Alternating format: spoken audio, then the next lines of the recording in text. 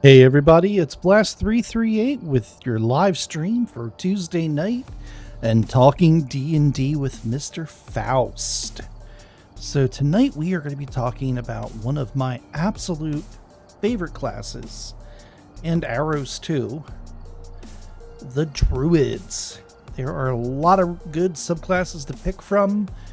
We each chose two. We're going to talk about some spells. We're going to talk about advantages to different classes, some of the really good abilities they have, and we're just going to have a lot of fun.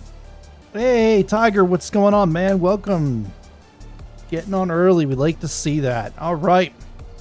So, Mr. Faust will be joining us in about 5 minutes. He's running just a little bit late. And, yeah, so we're going to get into a single player match here. We're going to bump it down to professional. And let's see here. Let's start out at Edgefield tonight. I think that sounds like a lot of fun. How you doing tonight, Tiger? Good to see you, bud.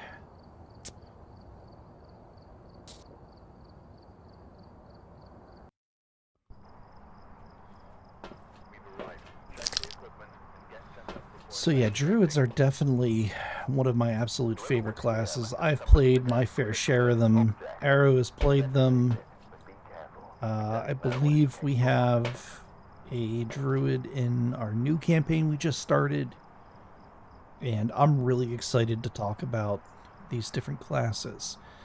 I know Mr. Faust picked out two that are really good. I picked out two of my favorites. Only because he stole one of my favorites. But that's alright. So let's see here. We got Parabolic. Ah, nice, dude. Very nice. What books did you get? So Siberian's saying he bought a couple of books so he can make his own campaign. That's always a fun thing. Homebrewing is always, encouraged. And again, the whole thing is have fun with it. It's a game about fun, getting together with friends, having some fun, carrying on. Oh, thank you. And just going for it. All right, so we got a text sound with Parabolic. We got a repel while chasing and cleanse the area near the ghost. All right, not a problem.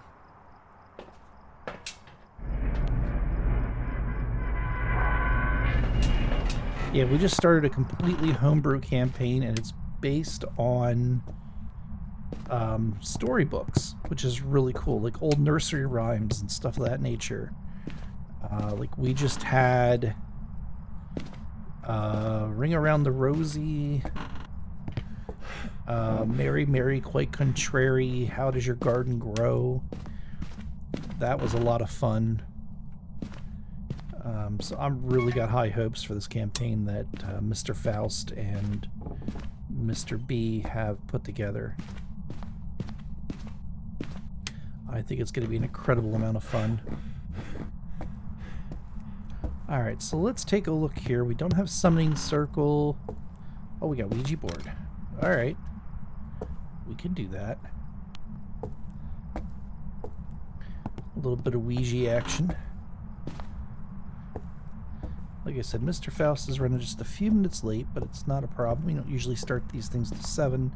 But because there's so much to go over with Druids, like clerics, they have so many abilities. They can do so much. We just thought getting a little bit of a start would be a good thing.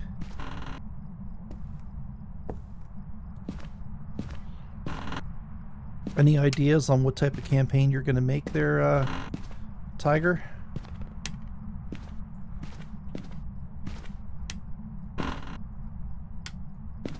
Got a lot of ghosts in this room here lately.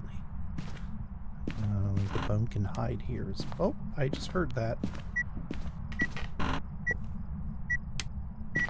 Ooh.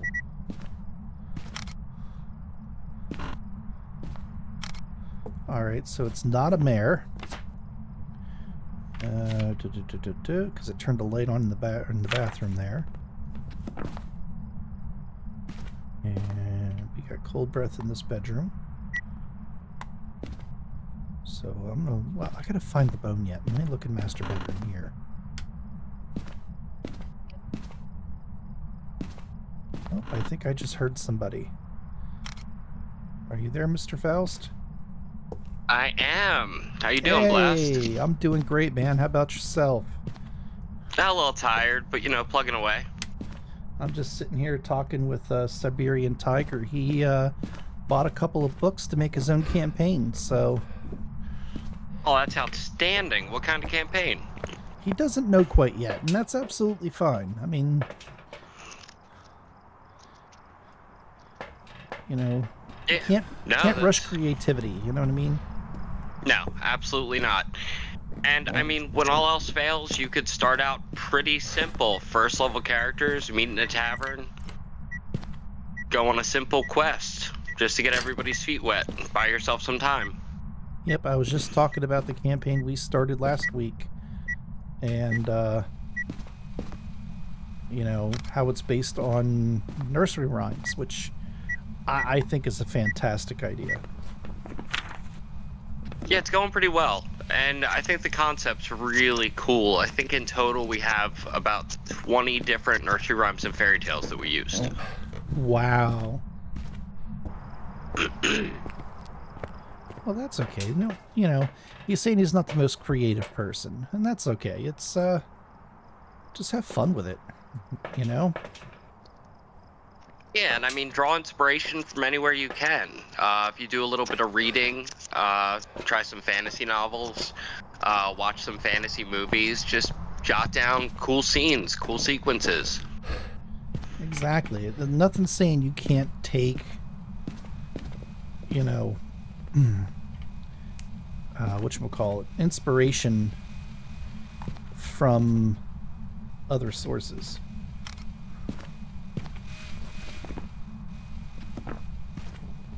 I know when I did a Palladium campaign years ago, and Palladium's very similar to D&D, but it's more like futuristic. You can do robots, you can do all kinds of crazy stuff.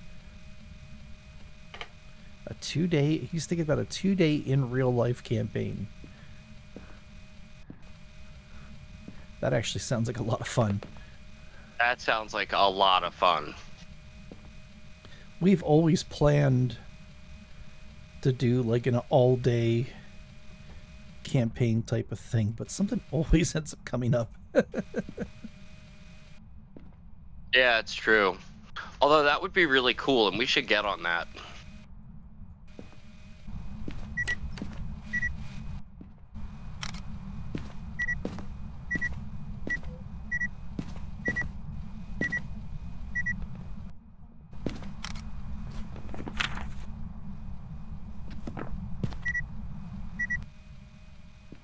So, all right. So tonight we're talking about Druids, one of my absolute favorite classes. You can't beat. You really can't beat a Druid when it comes to battlefield control, utility, things of that nature. They are the kings when it comes to that stuff. It is incredible what a druid can do, especially because of one of its major abilities, and that's wild shape. You know, being able to turn into an animal, and different subclasses give you even more abilities when it comes to that.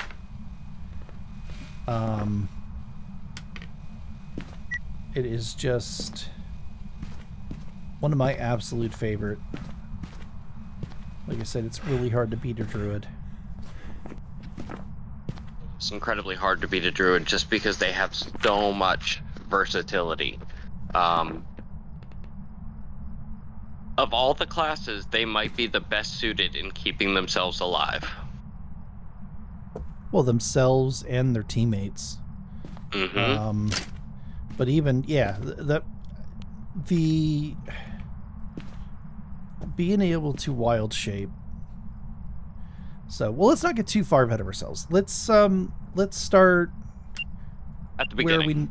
where we normally begin with these things. So anyways, a druid, they get their power from Mother Nature, basically. They are one with nature. They're able to transform into animals. Skills-wise, wisdom is their spellcasting modifier, I believe. Yes, it is.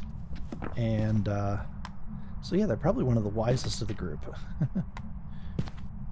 They are. They're, yeah. I really just don't know even where to begin because there's so much to go over with them.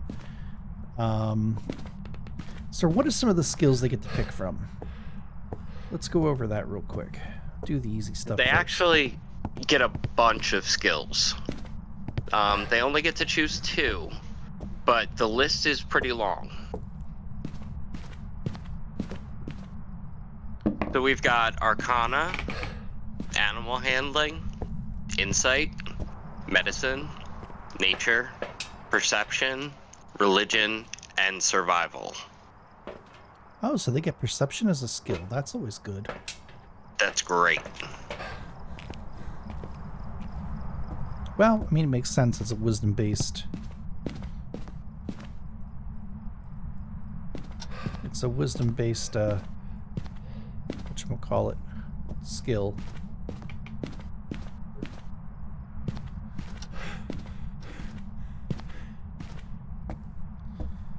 All right.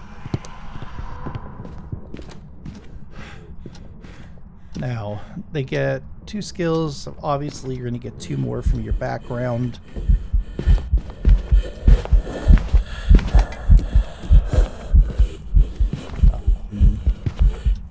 Wisdom's their spellcasting modifier. See, the nice thing about druids is the only stat you really need to worry about is your wisdom. You know, it's not like a paladin where you want high intelligence, you know, high charisma, high strength, this, that, and the other thing, because you need to be able to cast your spells, you need to be able to hit things hard, and all that kind of stuff. You know, with druids, if you want hit points, you just turn into an animal. And you're stacking on hit points. And based on what your subclass is, you know, you're gonna do pretty good.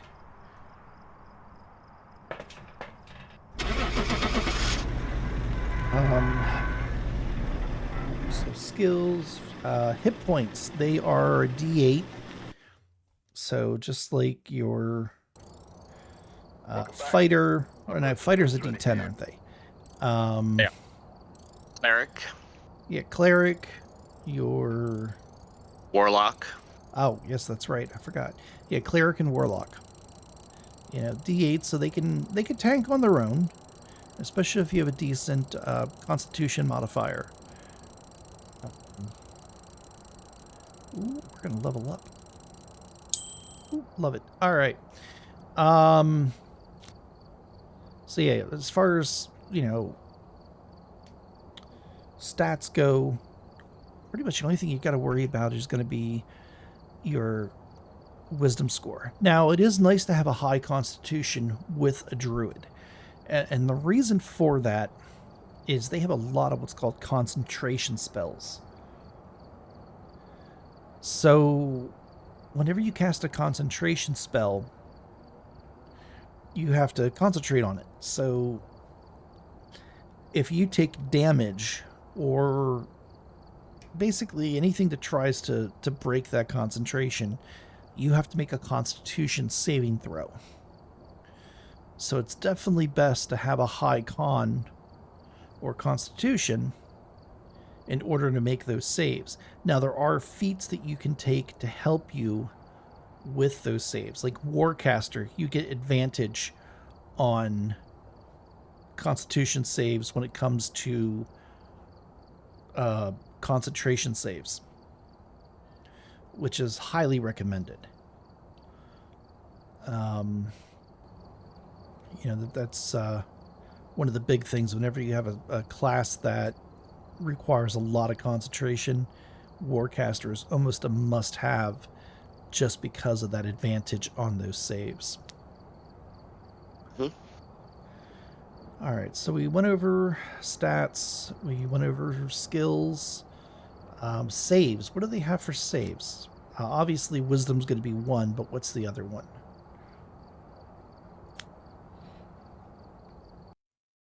Oh, it's strange, actually. It's intelligence. Really? Mm-hmm. Okay.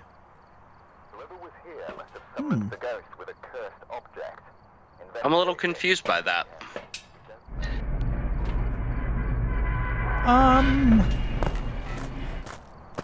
Yeah, that's definitely a curious one, but wasn't cleric also intelligence? You know what? I think they might have been. Checking right now. Yeah. I don't have my PHB in front of me otherwise. Wisdom and charisma for clerics. Charisma. Okay, well, that sort of kind of makes sense too, but intelligence doesn't benefit a druid at all. Well, that's not necessarily true. I mean, there are a lot of spells that require an intelligence save. But yeah, I mean, as far as the actual class goes, nothing is really tied to intelligence. No. But, a save is a save. And I can't really think of any major spells that require an intelligence save. Mostly it's your psychic spells.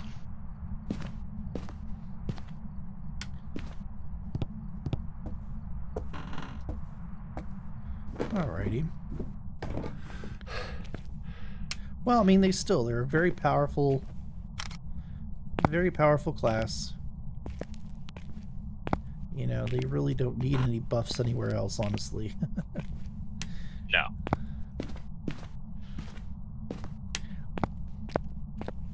Well, you know what? I guess what they kind of figured is very simply, if you want Constitution, you're going to transform into something that has a high Constitution. If you want a Strength, you're going to turn into something that has a lot of Strength. You know what I mean? I guess that's their kind of thinking on it. Seems to make sense. Because that's the beautiful thing about Wild Shape. I mean, not only are they very capable casters, but that Wild Shape is just... Well, let me put it this way. There's a reason why they only get 2 times per short rest.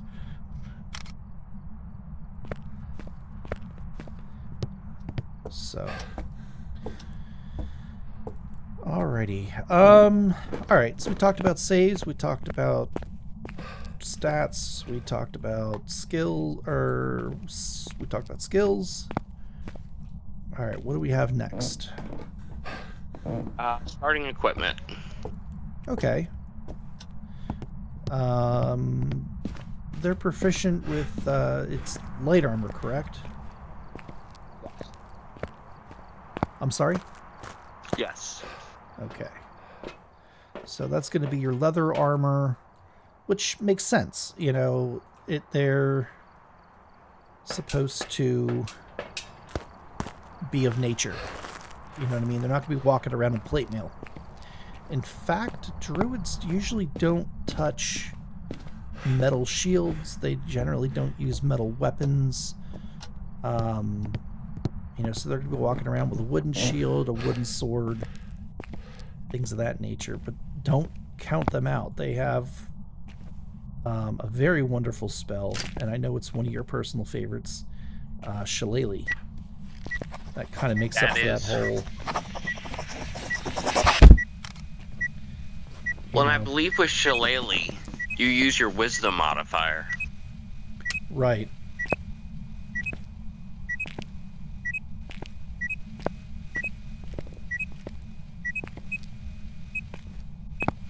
Yeah, so like you don't need to worry about.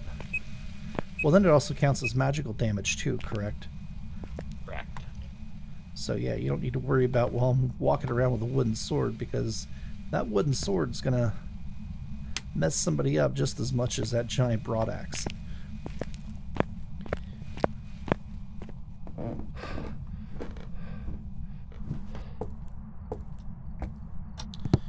So,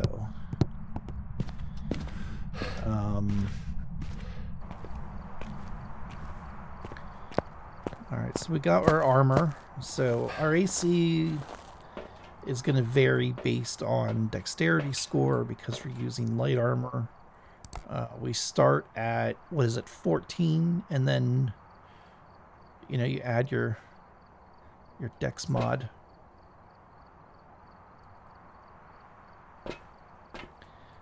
You add your... But again, for a druid, your armor class outside of wild shape doesn't matter all that much. True. Very true. Well, I mean, it depends on what your subclass is. I think a lot of it. I can see that. Because not all druids are going to be using their wild shape to turn into animals. And I'll go over that with my subclass that I picked. And, yeah, there's some really cool stuff that...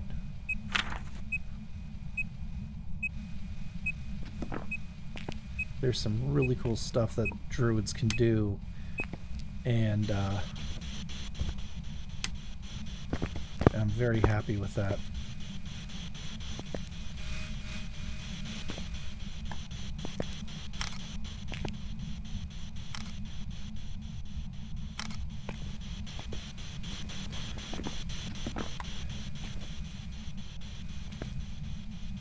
Alrighty.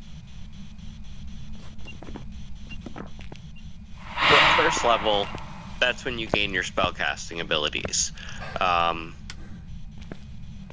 At second level, you gain the wild shape. And you also gain your first druidic circle. Yes. Druid circles, that's where your power comes in. That's where all the happy stuff happens.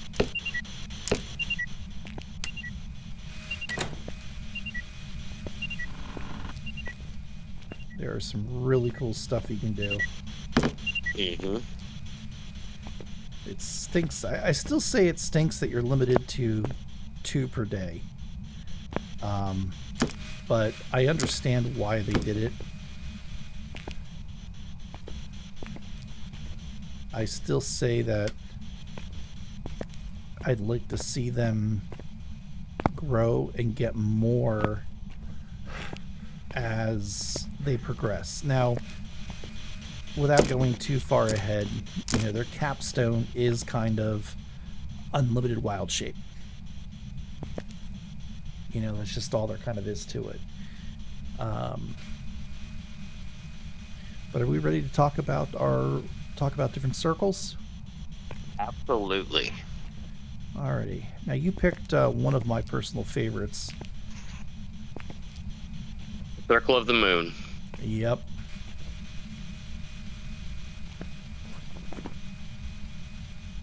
Okay, so Druids of the Circle of the Moon are fierce guardians of the wild. Their order gathers under the full moon to share news and trade warnings. They haunt the deepest parts of the wilderness, where they might go for weeks on end before crossing paths with another humanoid creature, let alone another druid. Changeable as the moon, a druid of this circle might prowl as a great cat one night, soar over the treetops as an eagle the next day, and crash through the undergrowth in bear form to drive off a trespassing monster. The wild is in the druid's blood. Love that description.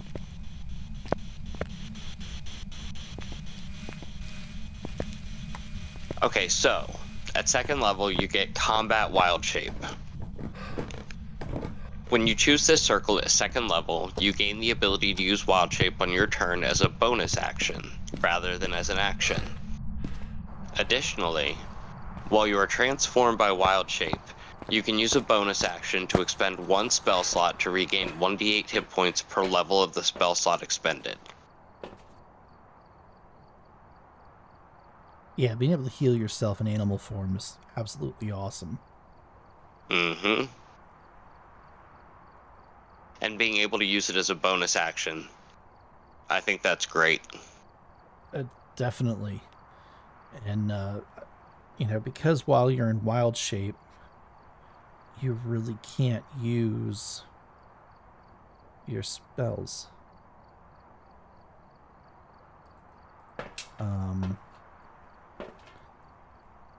Which kind of stinks, but you get to do that later on. 18th level.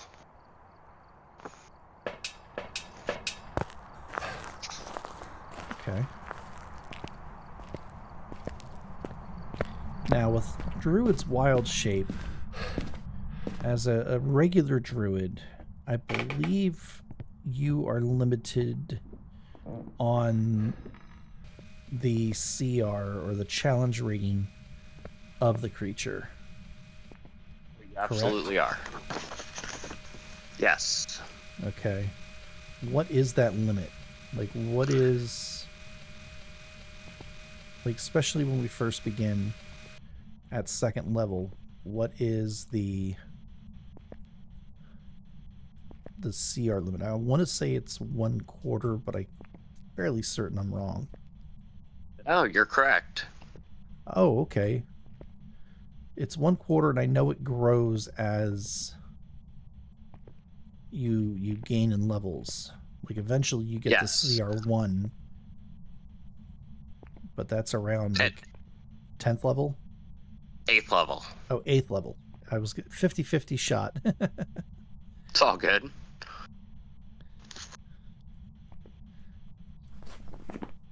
So, building off of what Blast just said, you also gain an ability at 2nd level called Circle Forms.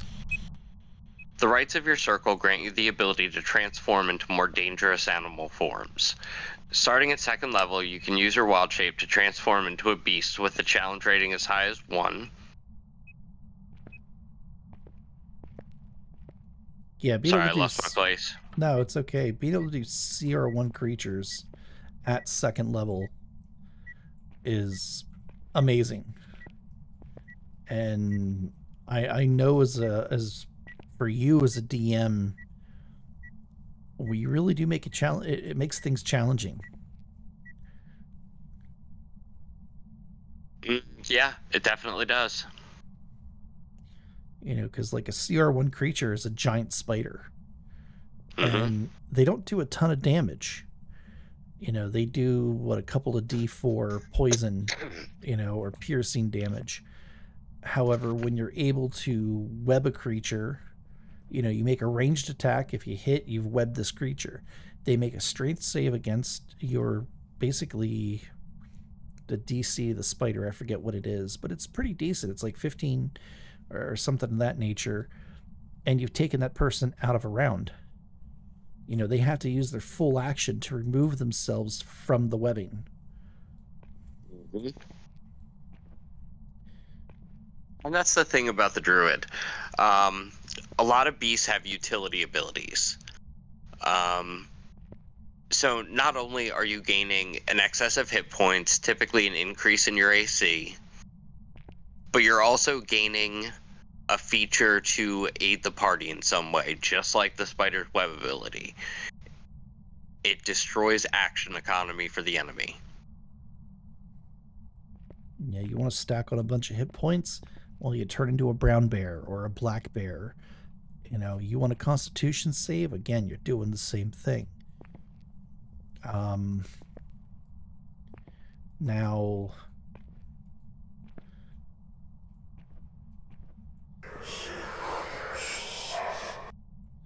Okay. So... Alright, so that's our 1st level ability. The next ability we get is at 6th level. It's called Primal Strike. Starting at 6th level, your attacks in beast form count as magical for the purpose of overcoming resistance and immunity to non-magical attacks and damage. Always nice when you can overcome resistances. Mm-hmm.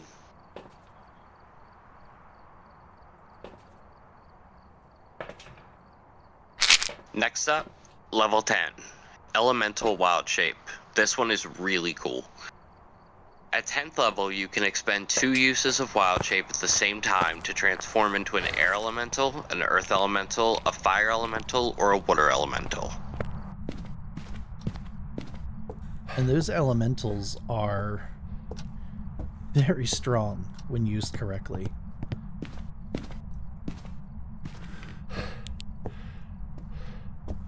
Like, I've used the Earth Elemental before, and it is just a absolutely wicked thing.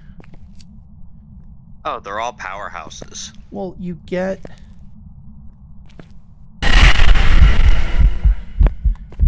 all the abilities with the elemental. You know, it's not even...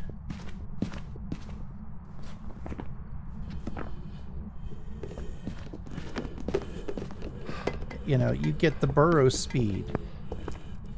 You get all kinds of really cool stuff with it, you know?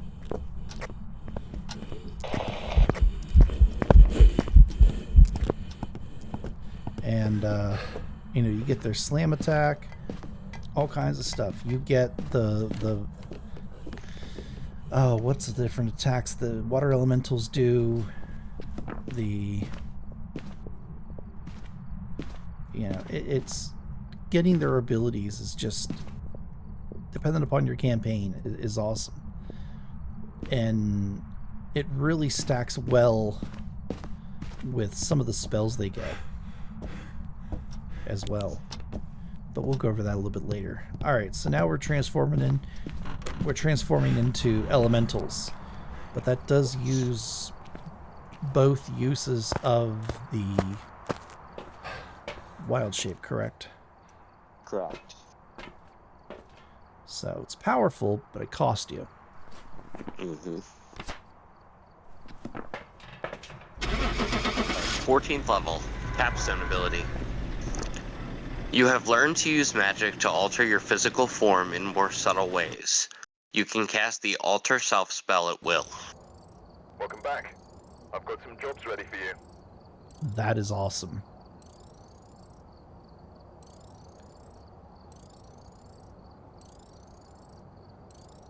That can get you out of some sticky situations.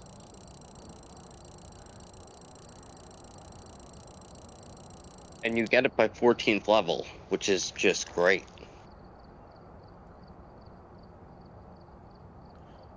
I mean, for a 14th level ability, though, that is kind of... I mean, not that it's a terrible thing, but you're giving your... You know, it's alter self, correct? Yes. So that's the one where you kind of give yourself, like, you know, razor fingers or, you know, fangs for a bite attack and stuff like that, correct?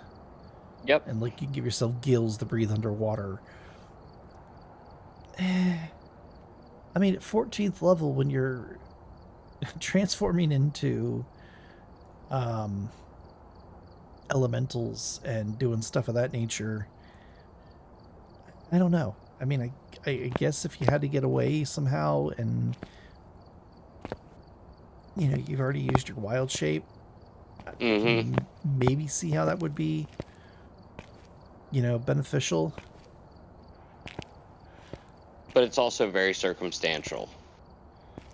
Well, you know, you can have a lot of role-playing fun with that as well. You know, there's nothing saying, like, when you give yourself claws, like you give yourself the hand of a cat. You know, oh, I'm going to make my hands into the paws of a lion. You know, that type of stuff. I'm going to give myself the gills of a fish. So, not terrible, but it's a extremely strong class, and I could see how giving them like another use of, another use of their wild shape, I think would have been not a bad thing. Giving them a No, I've third always thought the use. same thing. Right.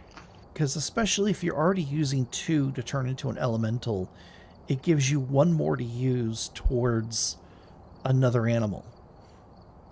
Mm-hmm. You know, whether that's a bug, that's the beautiful thing too, is you could turn yourself into an insect, you could turn yourself into a small animal. There's nothing saying that you have to be a giant charging rhino or a war elephant. Because, like, the maximum CR for Circle of the Moon Druid is, what is it? It's half your Druid level rounded down. Until 6th level. At 6th level, you can transform into a beast with a challenge rating as high as your Druid level, divided by 3. Oh, divided by 3. Mm-hmm. So at 20th level, you're doing, what, 5, 10, 15, so that would be... CR6. Yeah, a CR6 creature, which is pretty good. I mean, personally, and you're going to hate me for saying this, you're probably going to hang the phone up and never talk to me again, but the giant octopus is probably one of the best things that you can turn into at the higher challenge ratings. Fairly decent damage, good movement. You can hold your breath out of water for an hour. You have a swim speed. You have a bonus to grapple. It's just a ton of hit points. Like, it is such a good animal to use. It just doesn't always fit all scenarios. Like when you're in the middle of a forest fighting thieves. Any scenario. Hey, we fought a water dragon, and that fit pretty dang good. Alright, that's the one case. Okay, I'll take it. Oh my god. Oh, me and my octopi. But yeah, it's Circle of the Moon Druid is definitely my favorite of the druids. There's another one that I really like, and I'm kind of jealous that Kevin's going to be playing this, and that's Circle of Spores.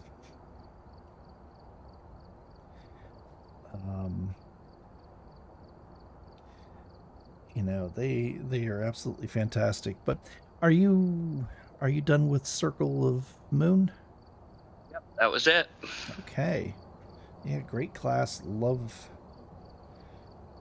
the different animals and the utility you get from those animals.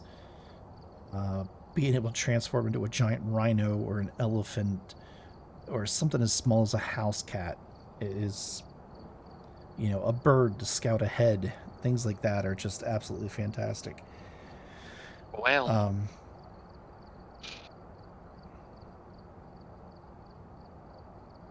all right. Druids of the Circle of the Spores find beauty in decay. They see... Sorry, once again, I am reading in the dark here, and I don't know why I'm doing this to myself, because I have a light. Or find beauty in decay. They see within mold and other fungi the ability to transform lifeless material into abundant, albeit somewhat strange life.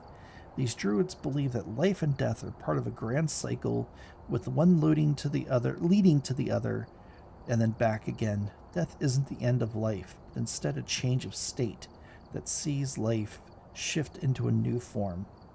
Druids of the Circle have a complex relationship with the undead. They see nothing inherently wrong with undeath, which they consider to be companion to life and death. But these druids believe that the natural cycle is healthiest when each segment of it's vibrant and changing. Undead that seek to replace all life with undeath, or that they try to avoid passing to a final rest, violate the cycle and must be thwarted. So, Circle of the Spore Druids get some really good spells. They get Chill Touch at 2nd level, Blindness Deafness at 3rd level, along with Gentle Repose. At 5th level, you get Animate Dead in Gaseous form. At 7th level, you get Blight and Confusion. At 9th level, you get Cloud Kill and Contagion. So one of the major things there that I saw is at 5th level, you get Animate Dead. And that's a domain spell. That's a Druid circle spell, so it's always prepared. It doesn't count towards your prepared spells. And with that, you pick 2 corpses or 2 skeletons, and you now have those creatures at your command for 24 hours. Fantastic spell. Necromancer wizards get it. Clerics can get it. But this kind of also falls into their spore abilities. So, Halo of Spores, and this is a 2nd level ability. You are surrounded by invisible necrotic spores that are harmless until you unleash them on a creature nearby. When a creature you can see moves into a space within 10 feet of you or starts its turn there, you can use your reaction to deal 1d4 necrotic damage to that creature unless it succeeds on a Constitution saving throw against your spell DC. Now, the necrotic damage does increase, so 1d6 at 6th level, 1d8 at 10th, and 1d10 at 14th level. So that, if you get close to this guy, you're going to be making con saves at the beginning of your turn and whenever you enter his range to begin with. And I mean, that's not a not a shabby amount of damage either. You know, D4 little, but it's free damage, and they're making con saves. So also at 2nd level, you have Symbiotic Entity. You gain the ability to channel magic into your spores. As an action, you can expend a use of your wild shape feature to awaken these spores, rather than transforming into a beast form, and you gain 4 temporary hit points for each level you have in this class. While the feature is active, you gain the following benefits. When you deal your Halo of Spores damage, roll the damage die a 2nd time and add it to the total.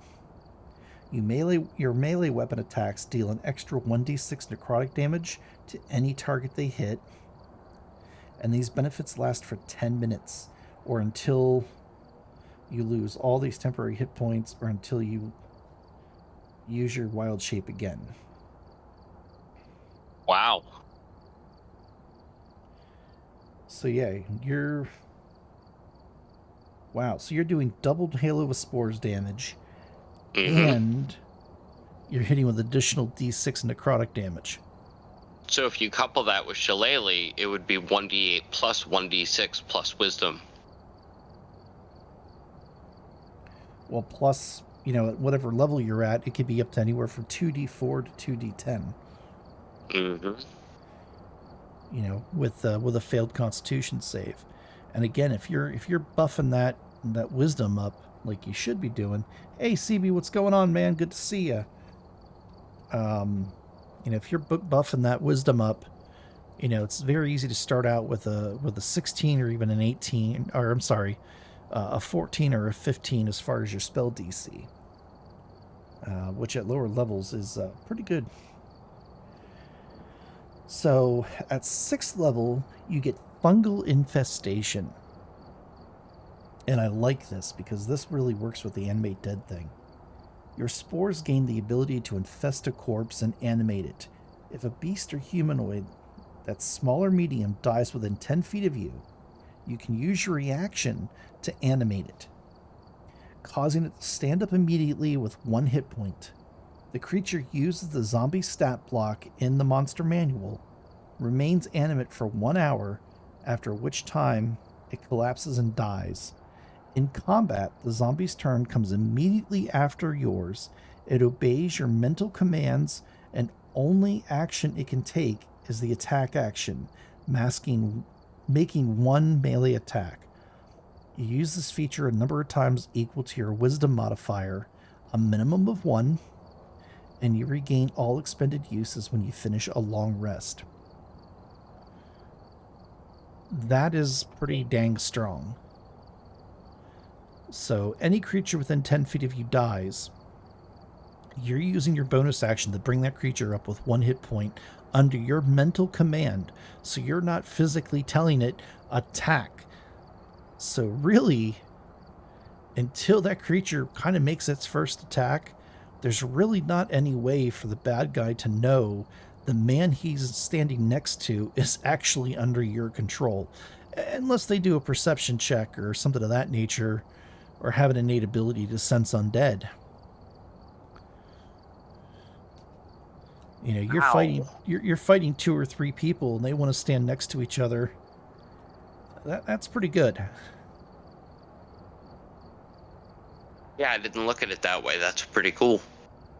And now you're going, none of my guys will stand anywhere within 10 feet of each other. Pretty much, yeah. No bridges, no clumping up. No, I'm not doing bridges ever again. Oh, come on. It's so much fun. For you guys. Yeah, we gotta have fun, too. Yeah, it's true. Maybe later on, after 8:30, you can join if you really want to, CB. Right now, we're just kind of playing. We're talking 5e. I'm going to jump back into a hunt here real quick, but I want to finish up here with the circle of spores, and then I'm going to hand it back over to Mr. Faust. Yeah, I'm just kind of playing solo right now. But after 8:30, when Mr. Faust, leaves, you can jump into a game with me if you want. But anyways, at 10th level, spreading spores. You gain the ability to seed an area with deadly spores as a bonus action while your symbiotic entity feature is active. You can hurl spores up to 30 feet away where they swirl in a 10-foot cube for 1 minute. The spores disappear early if you use this feature again, if you dismiss them as a bonus action, or your symbiotic entity feature is no longer active. Whenever a creature moves into the cube or starts its turn there, that creature takes your Halo of Spores damage unless the creature succeeds on a Constitution saving throw against your spell DC. A creature can take this damage no more than 1 per turn. While the cube of spores persists, you can't use your Halo of Spores reaction. Okay. Well, okay, so if you're not on the front lines... I'm sorry, go ahead. I was just going to say, I could see this working really well in dungeons, on bridges. If you have somewhere where you need to watch your back for a minute. You know what I mean? That's kind of what I'm thinking. You're exploring a dungeon. You don't want to get flanked. So, you know what, guys? I'm going to plant my spores right here. Because it doesn't say...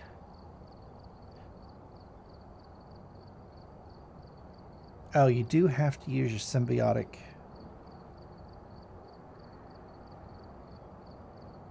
So you have to use one of your wild shapes to do this. I'm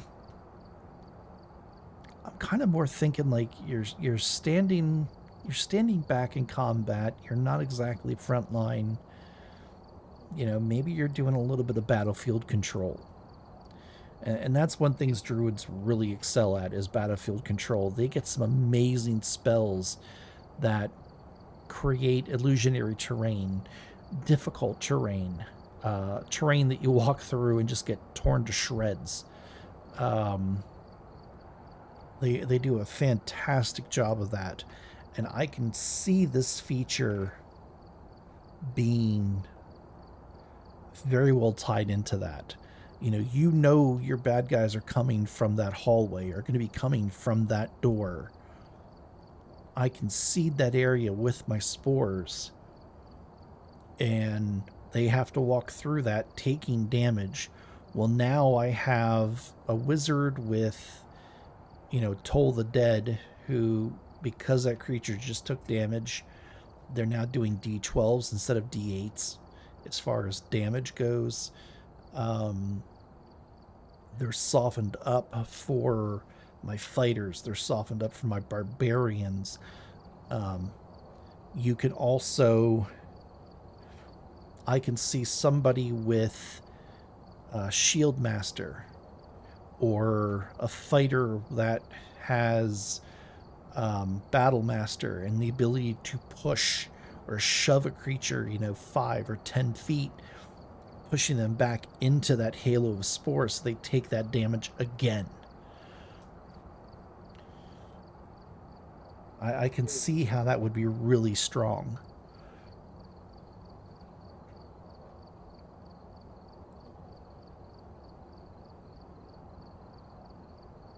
And now you're going, I should not let him play that class.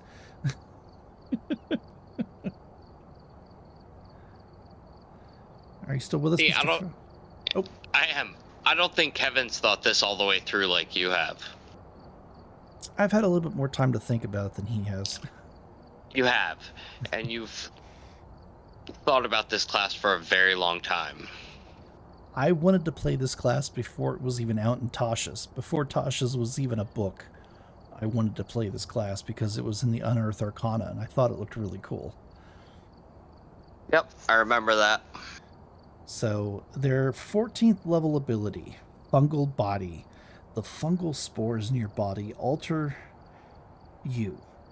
You can't be blinded, deafened, frightened, poisoned, and any critical hits against you count as a normal hit instead, unless you're incapacitated. There's nothing underwhelming about that. That is insanely powerful. That is, yes. Not being able to be critical, deafened, blinded, that is absolutely awesome. Very good feature. But yeah, that's pretty much it for Circle the Spore. Like I said, I'm really jealous that of Kevin being able to play that. But I had to play my Necromancer Wizard again because I have the opportunity to. So I'm not missing out on anything. Alrighty.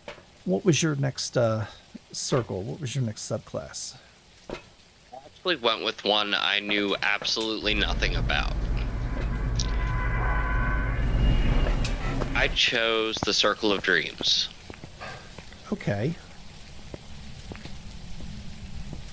I'm interested to hear about this one because I really don't know very much about it. I know one of our mutual friends played it in the past with another campaign, but I never really got the gist of the class because we really didn't make it. Excuse me, I got the burps. Really haven't made it that far to really see what that class, what that class could actually do.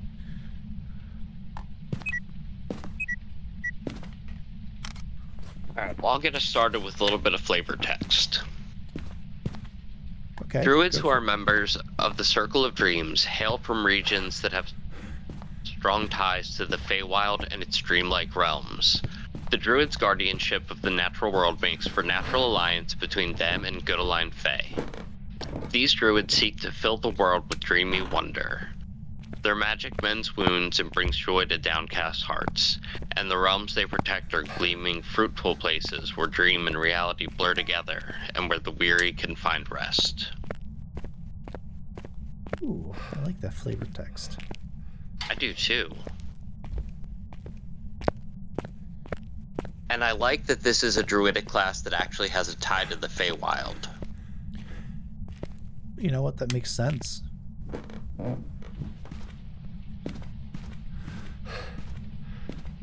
does make sense. Mm-hmm.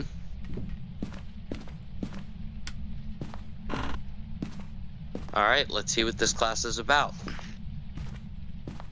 At second level, it's called Balm of the Summer Court. Okay. At second level, you become imbued with the blessings of the Summer Court. You are a font of energy that offers respite from injuries. You have a pool of Fey energy represented by a number of d6s equal to your druid level. As a bonus action, you can choose an ally you can see within 120 feet of you and spend a number of those dice equal to half your druid level or less. Roll the spent dice and add them together. The target regains a number of hit points equal to the total. The target also gains 1 temporary hit point per die spent. You regain the expended dice when you finish a long rest. Alright, so this is a second level ability. Mm-hmm. So that means you get 2d6 for healing that you can use up to 120 feet away.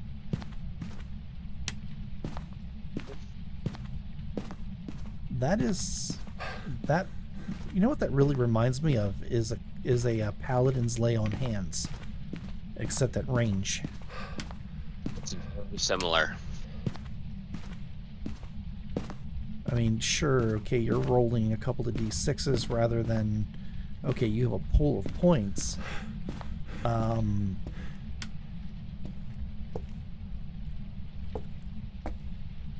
But that is awesome. I really like that ability.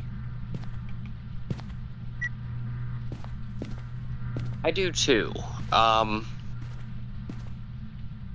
Mostly because you're guaranteed to get your allies up if they drop below 0. And you're doing this as a bonus action? As a bonus action.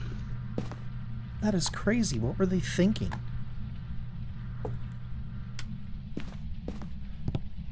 And you're not using your wild shape for this or anything, are you? This has no restrictions. Holy smokes. And when do you get them back? Is that a long or short rest? Long rest. Okay, so they did balance it a little bit that way. But even still, you know, especially at higher levels, that's awesome.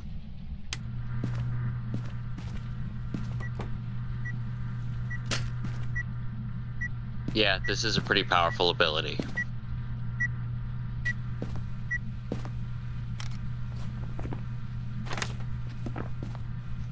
Okay, at 6th level. Mm-hmm. You okay? Yeah, I'm fine. Okay. Hearth of Moonlight and Shadow. At 6th level, home can be wherever you are. During a short or long rest, you can invoke the shadowy power of the Gloaming Court to help guard your respite. At the start of the rest, you touch a point in space, and an invisible 30-foot radius sphere of magic appears, centered on that point. Total cover blocks the sphere. While within this sphere, you and your allies gain a +5 bonus to stealth checks, a +5 bonus to perception checks, and any light from open flames in the sphere, a campfire, torches, etc., isn't visible outside it. The sphere vanishes at the end of the rest or when you leave the sphere.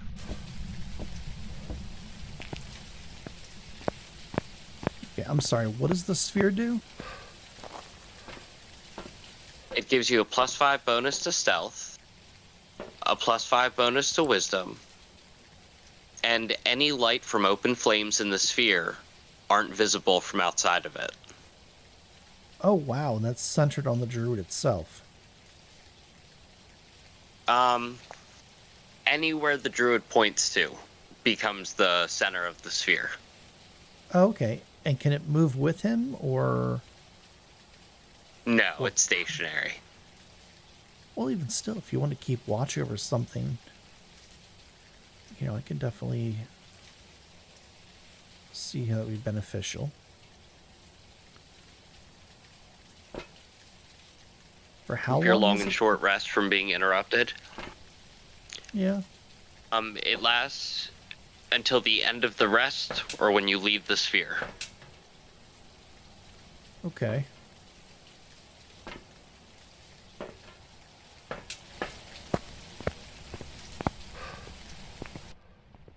Alright, so it lasts at least an hour for a short rest. So you're getting you're basically getting Tiny Hut for free. That's exactly how it is. Well, you know what? You regain your whatchamacallit, your wild shape.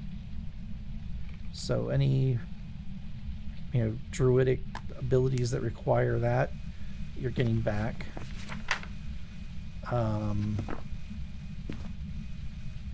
So that's huge.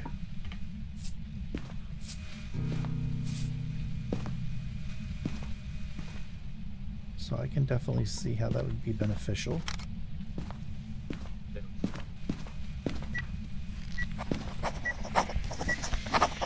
Alright, let's move on to level 10, Hidden Paths. You can use the hidden magical pathways that some Fae use to traverse space in the blink of an eye. As a bonus action, on your turn, you can teleport up to 60 feet to an unoccupied space you can see. Alternatively, you can use your action to teleport one willing creature you touch up to 30 feet to an unoccupied space you can see. You can use this feature a number of times equal to your wisdom modifier, and you regain all expended uses of it when you finish a long rest. Okay.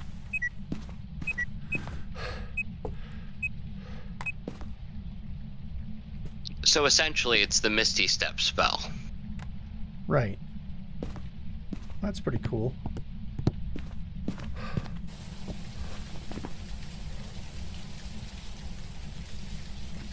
Definitely handy.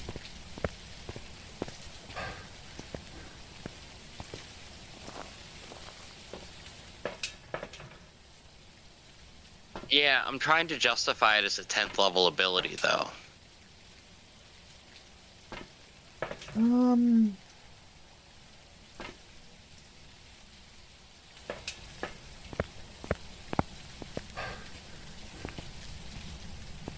Are you just able to do it? Like, I apologize. Are you using... Is it just the amount of times that you have for your wisdom modifier, or are you actually using your wild shape for it? Wisdom modifier. Well, I mean, it'll get you out of a pinch. It'll also get you into And I combat. guess... Yeah. Yeah.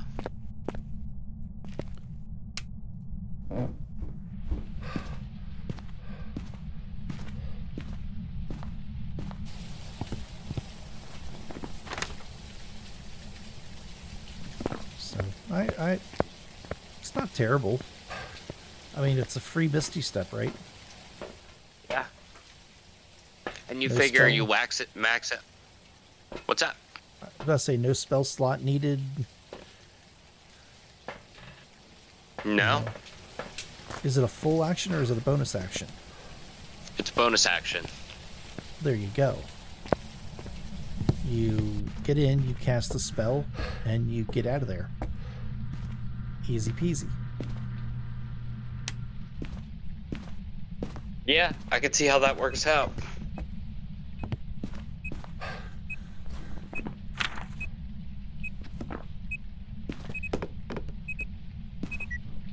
Okay, 14th level.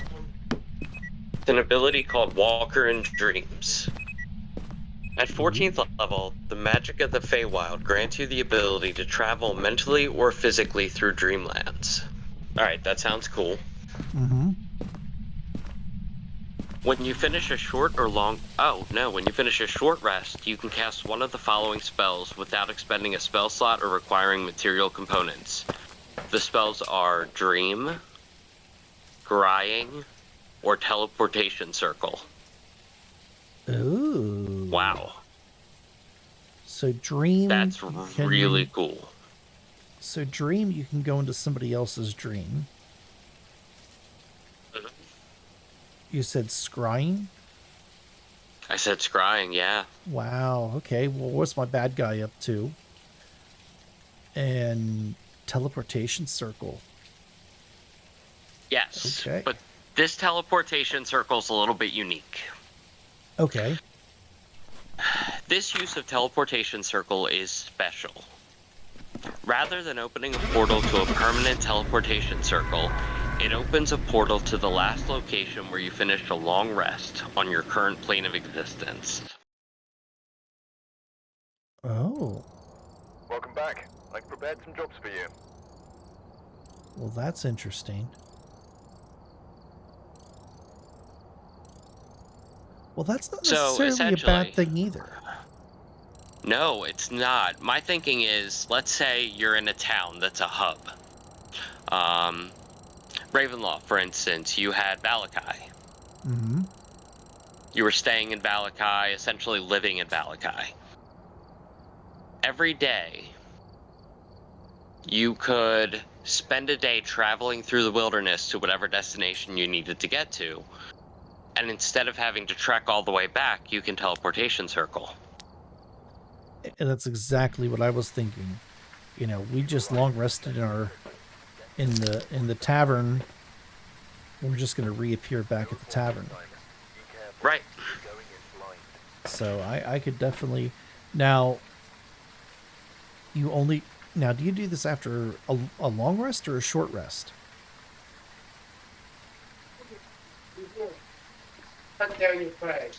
It says when you finish a short rest. So you have to finish a short rest for this to take effect, but you can only do it once per long rest. Oh, okay. So once per long rest, but you can do it after a short. But even still, a short rest is only an hour. You know, there's got to be a place where you can,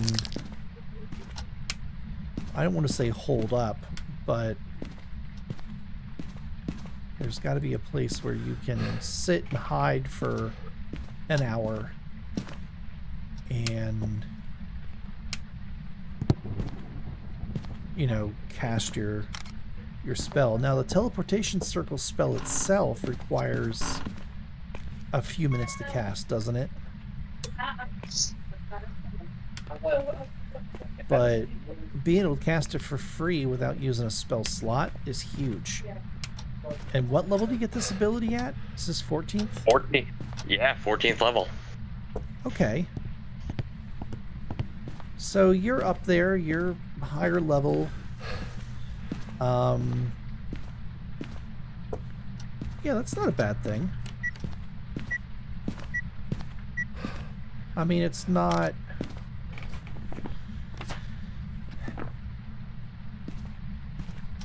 I'm trying to think if there's anything... Well,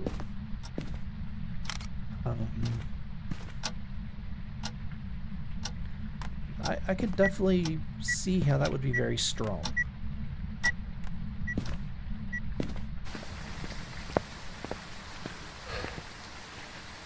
I mean, scrying, teleportation, and I'm sorry, what was the other one? I'm sorry? Dream. Oh, dream. Well, even, again, see, the thing is, it's so dependent on what campaign you're running.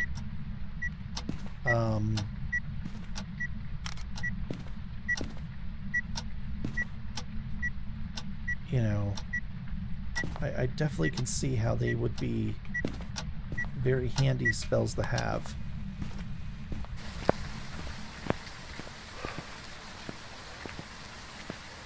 But it almost seems like most, if not all, of their abilities are geared for outside of combat instead of inside of combat. They're a very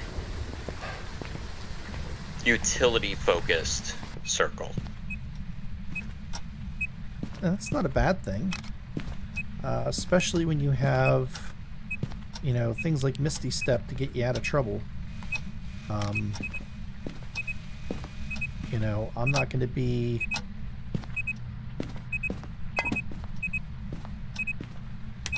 Yeah, no, I can totally...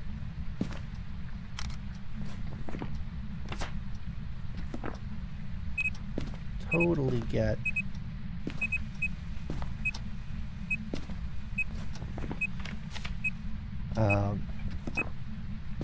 what they're trying to do, because you're more the healer. You know, you're taking over the job of the cleric, basically. It's kind of what I see. Yeah. Yeah, that makes sense.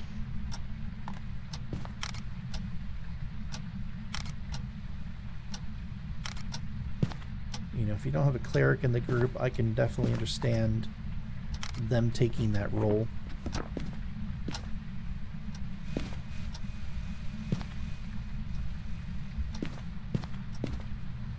Which is not a bad thing. Not everybody wants to play a cleric. I wouldn't know why, but... Yeah, I wouldn't know why either. I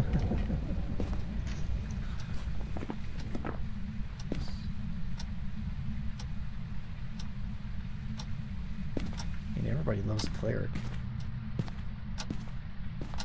You'd be a fool not to. It may be the best class 5th edition has put out.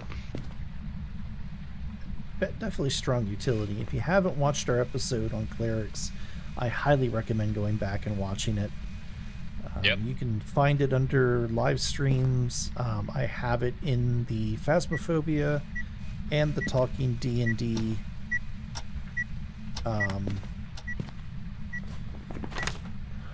playlists. Absolutely fantastic class.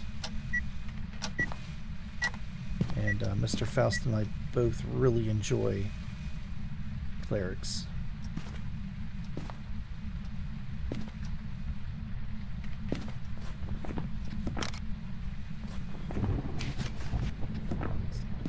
Alrighty.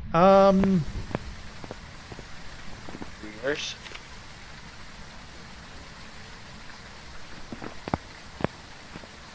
Yeah, give me 1 minute here. What is their whatchamacallit?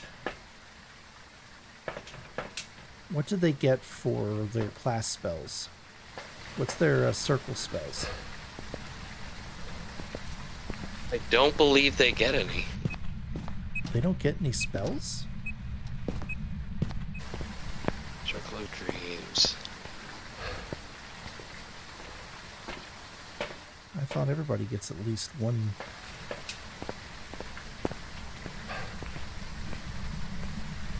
Let's see here. I had it up on my phone.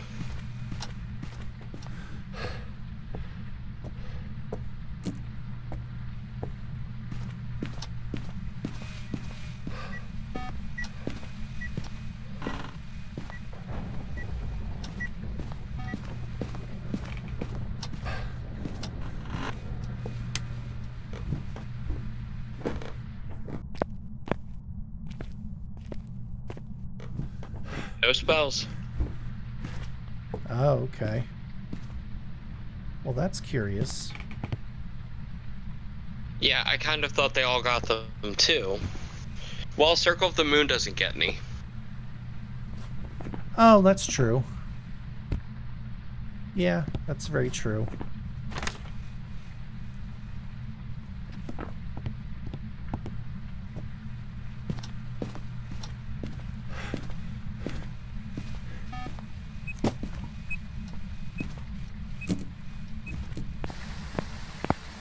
Okay. Yeah, I could do mine real quick. We're kind of going a little faster than I thought we would tonight. Maybe we're finally getting the hang of this.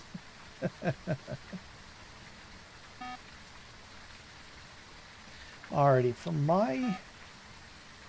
my second one, I chose Circle of Wildfire. And when Arrow played this in our Spelljammer campaign, I was impressed by it. It's a really good class when, well, here, let's just go over it real quick.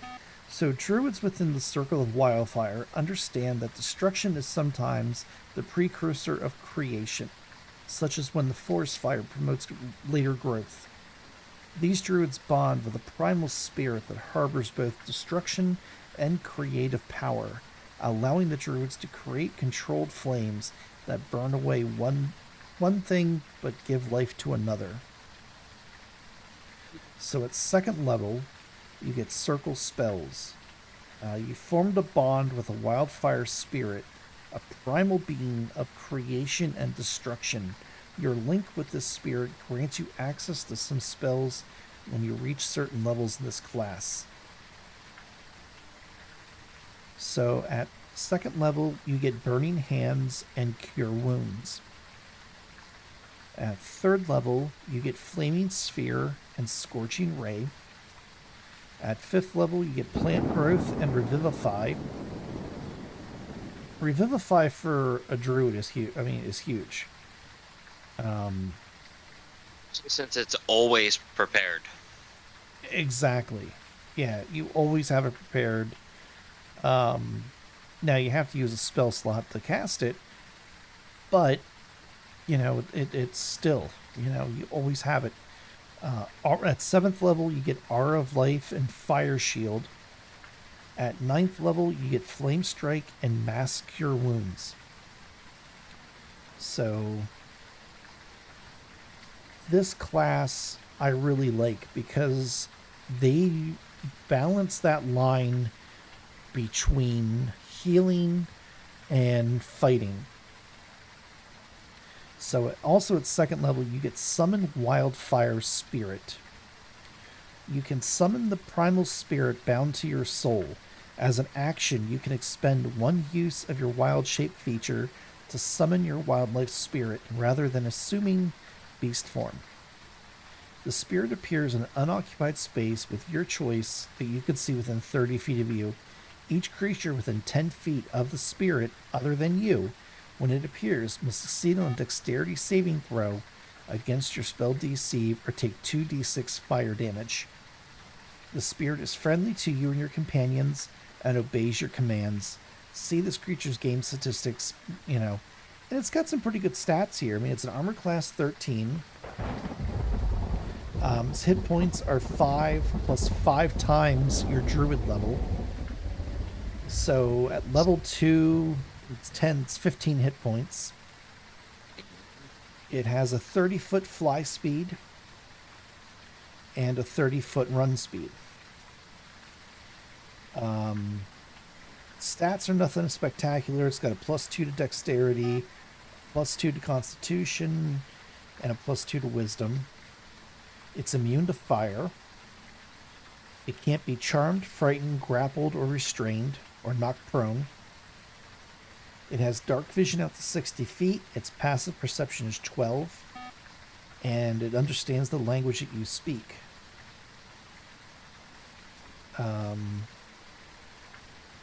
It gets flame speed as an action.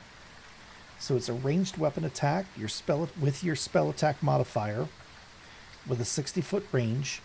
One target you can see, it deals 1d6 plus your proficiency bonus in fire damage. So it can attack alongside you. You get fiery teleportation. The spirit and each willing creature of your choice within 5 feet of it teleports up to 15 feet to an unoccupied space you can see. Then each creature within 5 feet of the space that the spirit left must succeed on dexterity saving throw against your spell DC or take 1d6 plus your proficiency bonus in fire damage. So you have a group that has gotten themselves a little bit in over their heads. You can send your wildfire spirit in and move those people away 15 feet, and now you can do a proper retreat without worrying about attacks of opportunity. Plus, Powerful for second level. well, yeah, and plus, whoever you leave standing there, preferably the big bad guy, or whoever you're fighting, is going to make a dexterity saving throw, and if they fail it, they're taking 1d6 plus your proficiency bonus. So 1d6 plus 2 at second level. So not a bad little thing there. In combat, the spirit shares your initiative count. It takes its turn immediately after yours. The only action it takes is on the dodge action unless you take a bonus action on your turn to command it to take another action. That action can be from its stat block or some other action. If you are incapacitated, the spirit can take any action of its choice, just not dodge. The spirit manifests for 1 hour until reduced to 0 hit points, or until you use this feature to summon the spirit again, or until you die.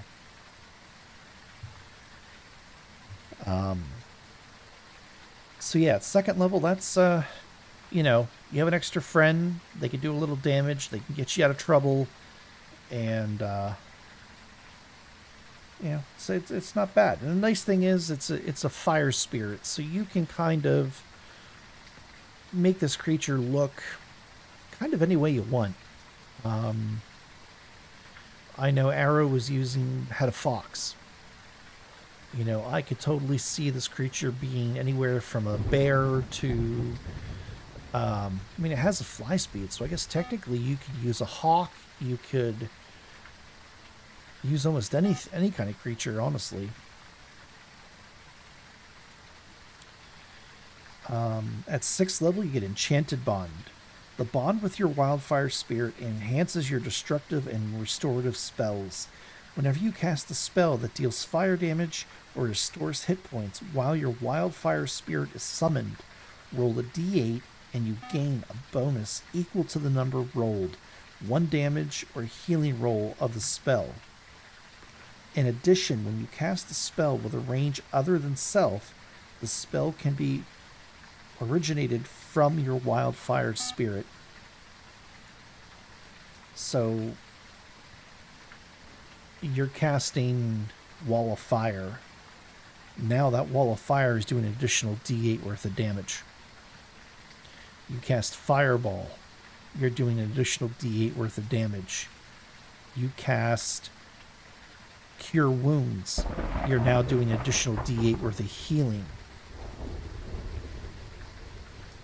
So for a 6th level ability, that's not bad at all. But this is only while your wildfire spirit is summoned. And yes, you are using your action to summon the wildfire spirit.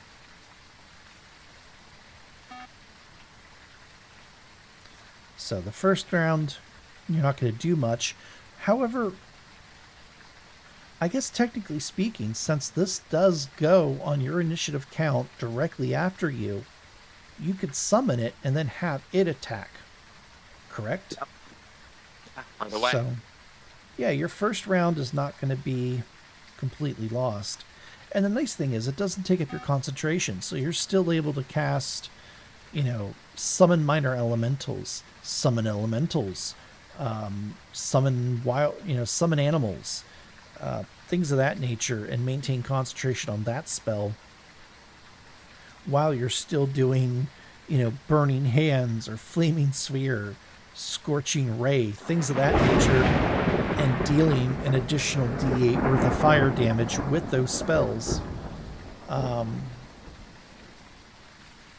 Yeah, that's absolutely crazy. At 10th level, you get Cauterizing Flames. You gain the ability to turn death into magical flames that can heal or incinerate. When a small or large creature dies within 30 feet of you or your wildfire spirit, a harmless special flame springs forth in the dead creature's space and flickers there for 1 minute.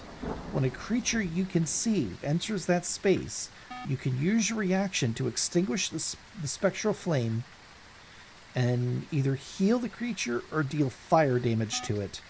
The healing damage equals 2d10 plus your wisdom modifier. You can use this reaction to a number of times equal to your proficiency bonus, and you regain all expended uses when you finish a long rest.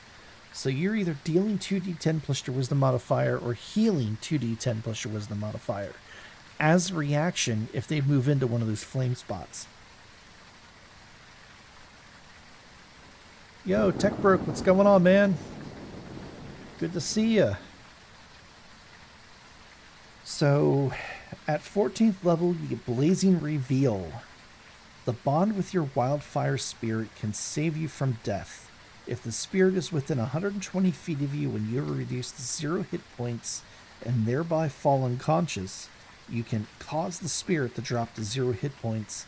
You regain half your hit points and immediately rise to your feet. Once you use this feature, you can't do so again until you finish a long rest. Oh, I'm doing great, man. We're talking about Druids, one of my favorite classes in D&D 5e.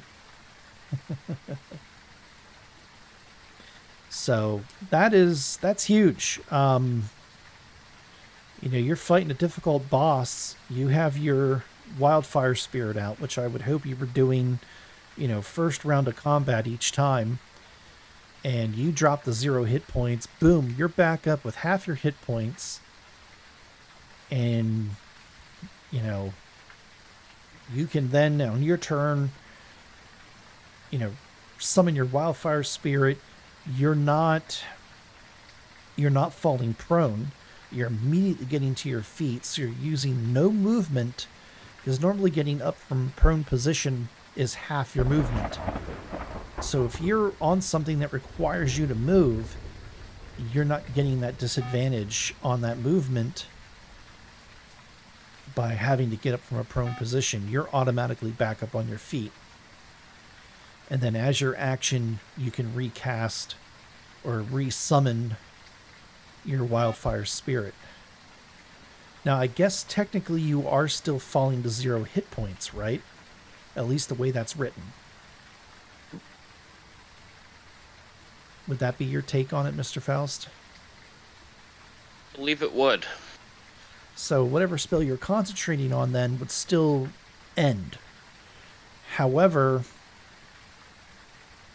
you know, again, you're back up with half hit points. That's nothing to sneeze at.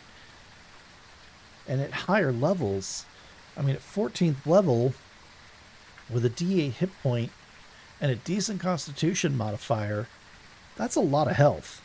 That's at least going to get you through a couple of hits. But theoretically, with this class, I really don't see them as a frontline fighter. They're going to be more... I'm going to send my wildfire spirit in. I'm going to cast my fire spells through my wildfire spirit. So my burning hands, my scorching ray, my fireballs, my wall of flame, all that type of stuff are all going to be cast through my wildfire spirits. Not only do I get the bonus in damage, you know, that D8 in damage, but I can stand back. You know, I could stand back, what is it, 120 feet? And now my burning... I just gave my burning hands a range attack. I don't have to be right up next to the bad guy to do it.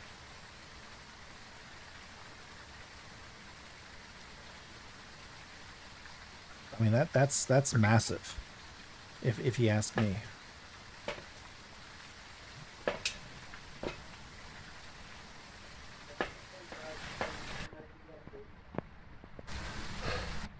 But yeah, I mean, Druids have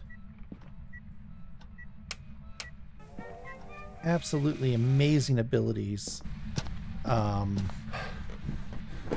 far as battlefield controls. Some of the spells that they have are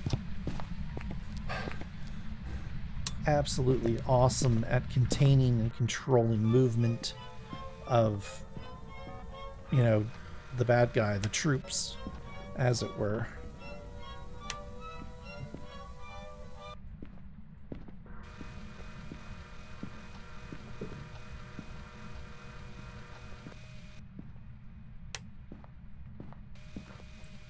So, alrighty. So yeah, we both kind of went over both of our circles. Is there any spells with the druid that kind of stand out in your mind?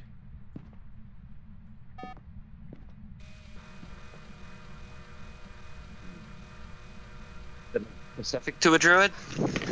Yeah. Or just any spell that I think it's interesting for them to have? Let me pull up my spell list Either here. or. I mean, they have a tremendous amount of spells available to them.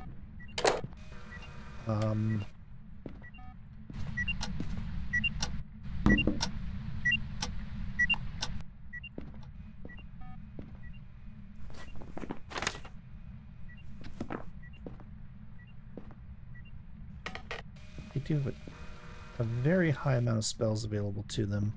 A lot of them are concentration. A lot of them are summoning spells. You know, you're summoning wild spirits. You're summoning elementals, minor elementals, which are all really strong spells of their own. You know, when you're able to summon one CR2, two CR1, things of that nature to help you out in the battle. And you know how much I love methods. You know, for a quarter CR creature, they cause a lot of havoc. They really can. Take it from a DM who hates them. They really do. You get mud methods that can stop a creature in its tracks. You get steam methods that deal fire damage.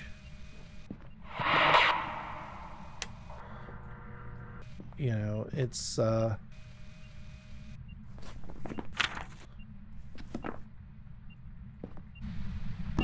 yeah, there's a lot of good stuff with druids.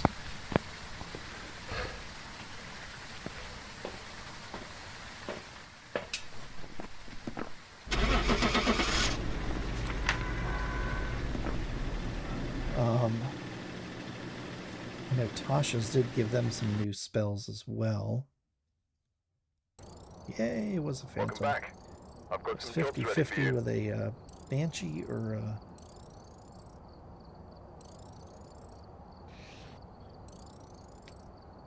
Oh, I forgot to get the bone. Oh well. Let's see here. Spell that really stands out that I think only a druid gets. Well, not so much only a druid gets, but like any... what is it? Thorn Patch or something? Is that... They get Thorn Whip, which is a fantastic cantrip. Again, you're pulling a creature, you're causing a little bit of damage. Yeah, no, it's definitely a great cantrip. You already mentioned Shillelagh. You turn a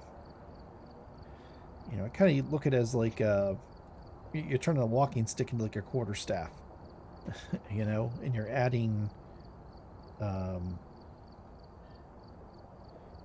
oh wait, I'm thinking of that's right.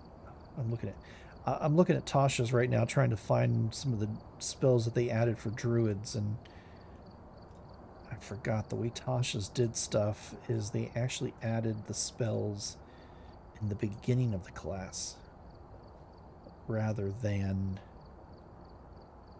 in an actual spell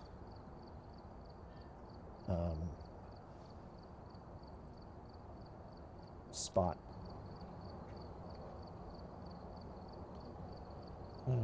So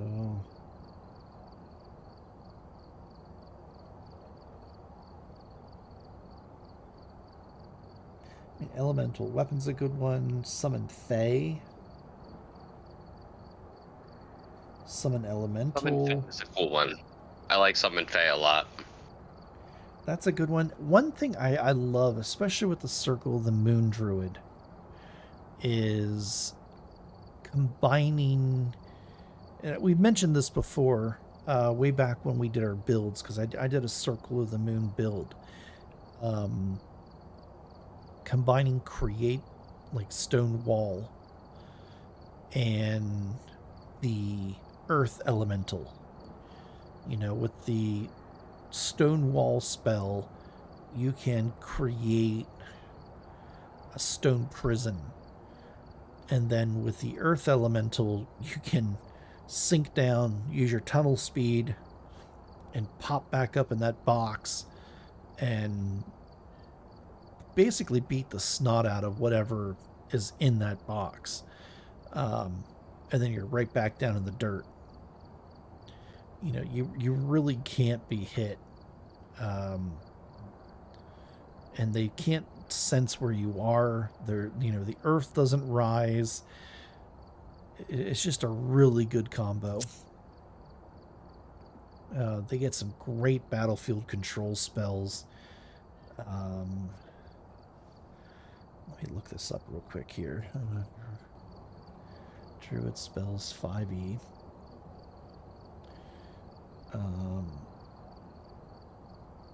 Even as cantrips, they get some great ones. Create Bonfire. That's one that we've been using a lot here lately.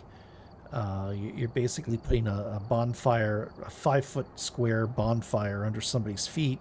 They make a dex save. Otherwise, they're taking 1d8 fire damage. And as a cantrip, that's not bad.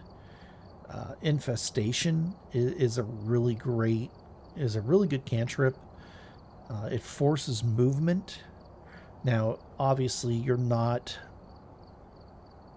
opening an opportunity attack.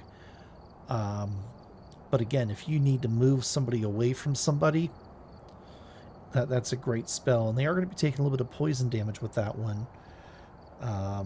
It's a con save, or they take 1d6 poison damage and they move 5 feet in one direction. And you just basically roll a d4.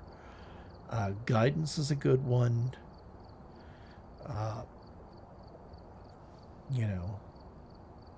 Produce flame.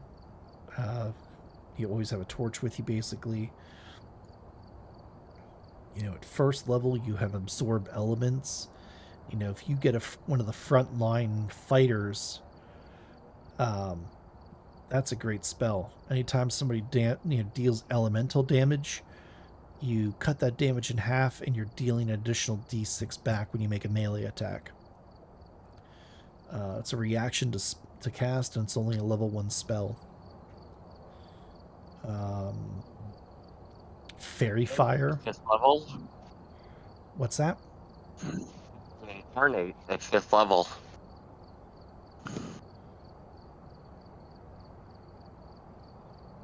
Sorry, you were cutting out a little bit there. What about 5th level? Reincarnate. Oh, Reincarnate. Yes.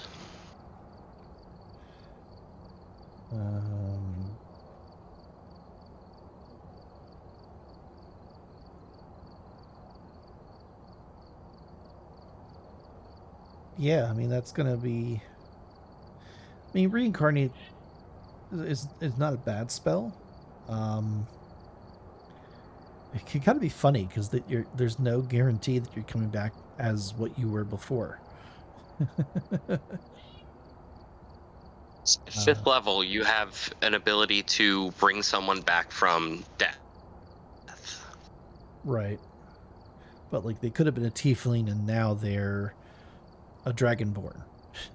Or a gnome or something of that nature. So, it's a fun spell. When you start getting... What level spell is that? Level.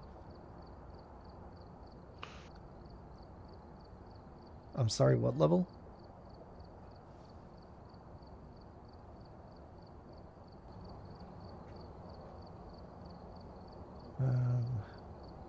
I'm trying to look. There's one I really love for druids, and I'm having, well, hold person, obviously everybody's got to have hold person.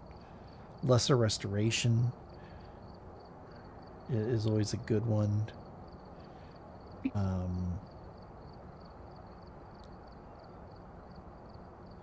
Gust of wind has come in handy quite a few times.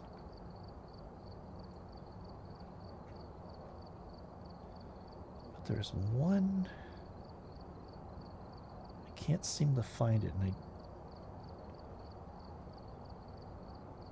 well, hallucinatory terrain. That's a great one. You know, you're gonna make an invisible bridge over a over a chasm. You know, they walk right off the edge of the chasm. Then you have charms. You know, charm monster. You know.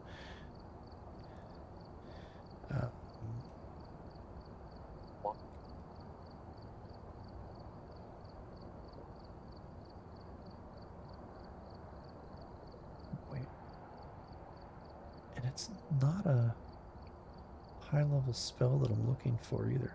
Entangle's a good one. And that's a first-level spell. You have something that's flying around. Or no, I'm sorry, yeah. Grasping weeds and vines sprout from the ground in a 20-foot square. You're making it difficult terrain. And they have another one that's kind of the same thing, but it's like thorns.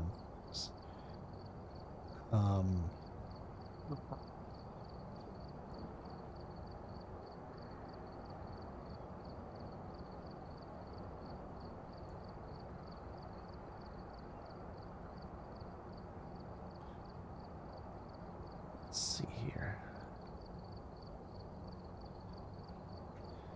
Oh well, I can't seem to find it right now. It's not a big deal. It's not important. Alrighty. Cool one. What's that? I think I found a really cool one. What's that? Animal shapes. Animal shape. What's that? I didn't know it existed either, but I'll read the description. Okay. Your magic turns others into beasts. Choose any number of willing creatures that you can see within range. You transform each target into the form of a larger, smaller beast with a challenge rating of 4 or lower. But be careful out there. Oh wow, so you can change one creature to a CR4 or higher, or CR4 or lower. Willing creatures. You could do it to your whole party. Oh. Wow. That is awesome. Forms every round. I'm sorry, what every round? On subsequent turns, you can use your action to transform affected creatures into new forms. Okay.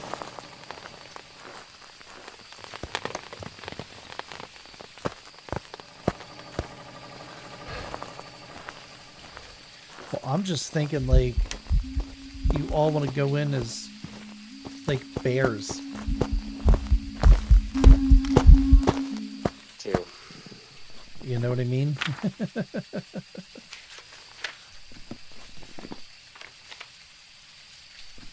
Like, you all want to be... I mean, CR4, is there any restrictions, like, for flight or water or...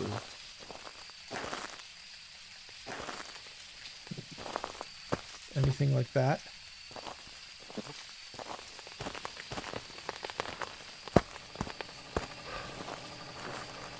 You're cutting in and out again. Did you say no?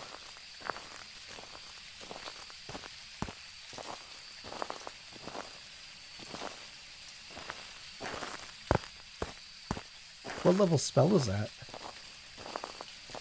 It's an 8th level of transmutation spell. Okay, so it's 8th level.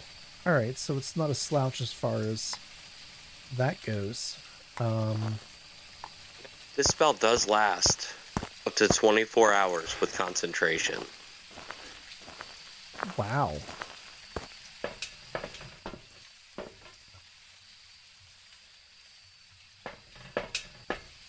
Well,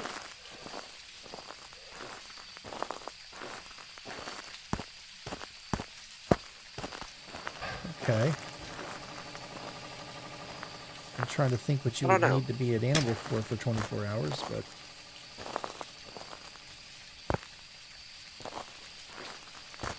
Sneaking into or out of a dungeon.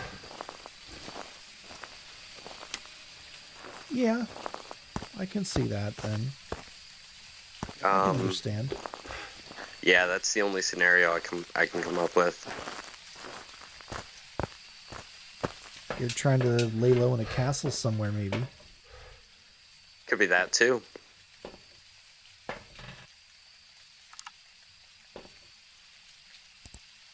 I can probably come up with some creativity. Again, it depends on the campaign too.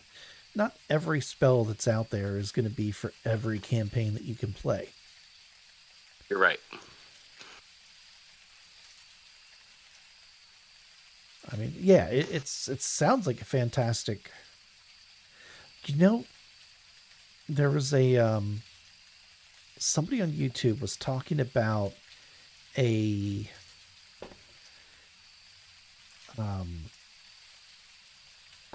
campaign that they did, and it was kind of crazy because I'm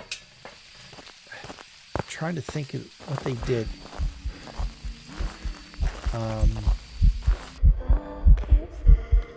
They had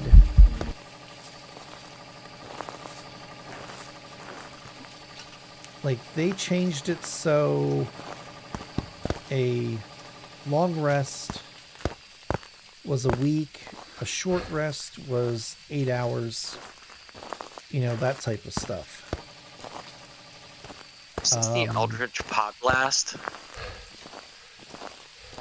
I'm not sure exactly who did it.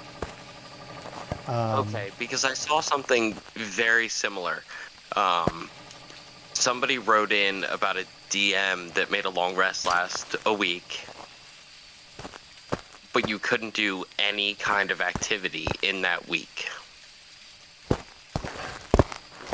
Interesting. And if he deemed that you did do a certain type of activity, you would have to start over. Oh my. It's horrible.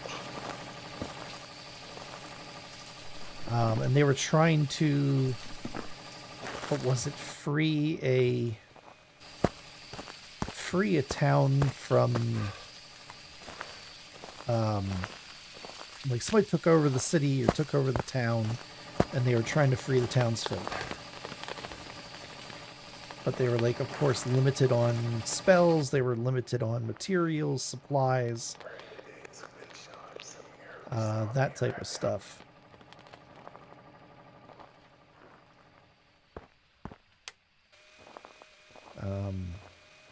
Which I thought was a neat idea. I think turning a short rest into a long rest or changing that dynamic is a little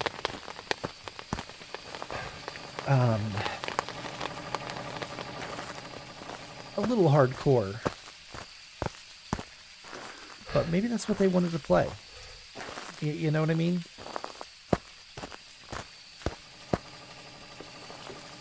Yeah, I know exactly what you mean.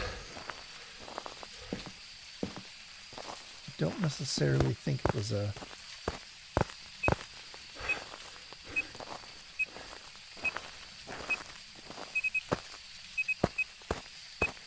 I guess it really depends on what players' expectations were. I guess is what I want to...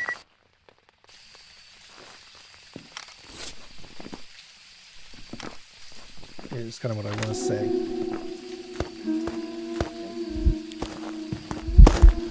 Oh my god.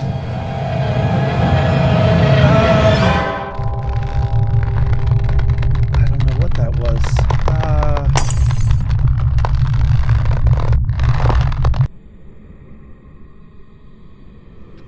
I just died. Oh, on Rio. Back. There's some Okay. jobs ready for you. I don't know. I mean, for a one-shot, I could see how that might be a little fun. You know, something you're going to play for like maybe like 1 or 2 sessions.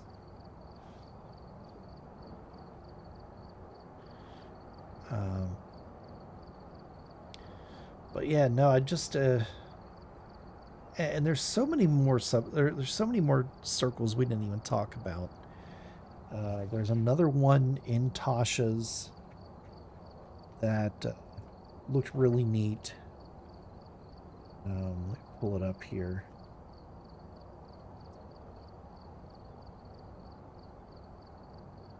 Circle of Stars. That looks really cool. Yeah, I thought about doing that one instead of Dream, but yeah. Circle of the Wildfire, I know when Arrow was using it, you know, she did a really good job. And, you know, dealing that little extra damage and being able to cast her spells through the spirit is great. You know, Circle of the Moon's always going to have that little special spot in my heart for being able to transform into those higher CR creatures. You know, and again, I love the absurdity of a gnome creature turning into a giant rhino or a bear or a giant spider, you know, things of that nature. And dependent upon how creative your DM is and what he allows you to do, you know, you can do things like throw the gnome.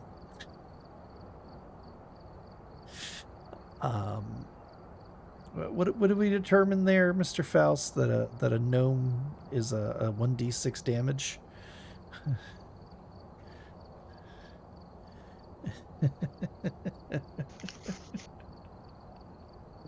Actually figured that out. That was one of the moments in our campaign, one of our campaigns that I think kind of stuck with us the longest. You know, between the the rogue who couldn't rogue and the paladin that needed to die, and I throw the gnome at you.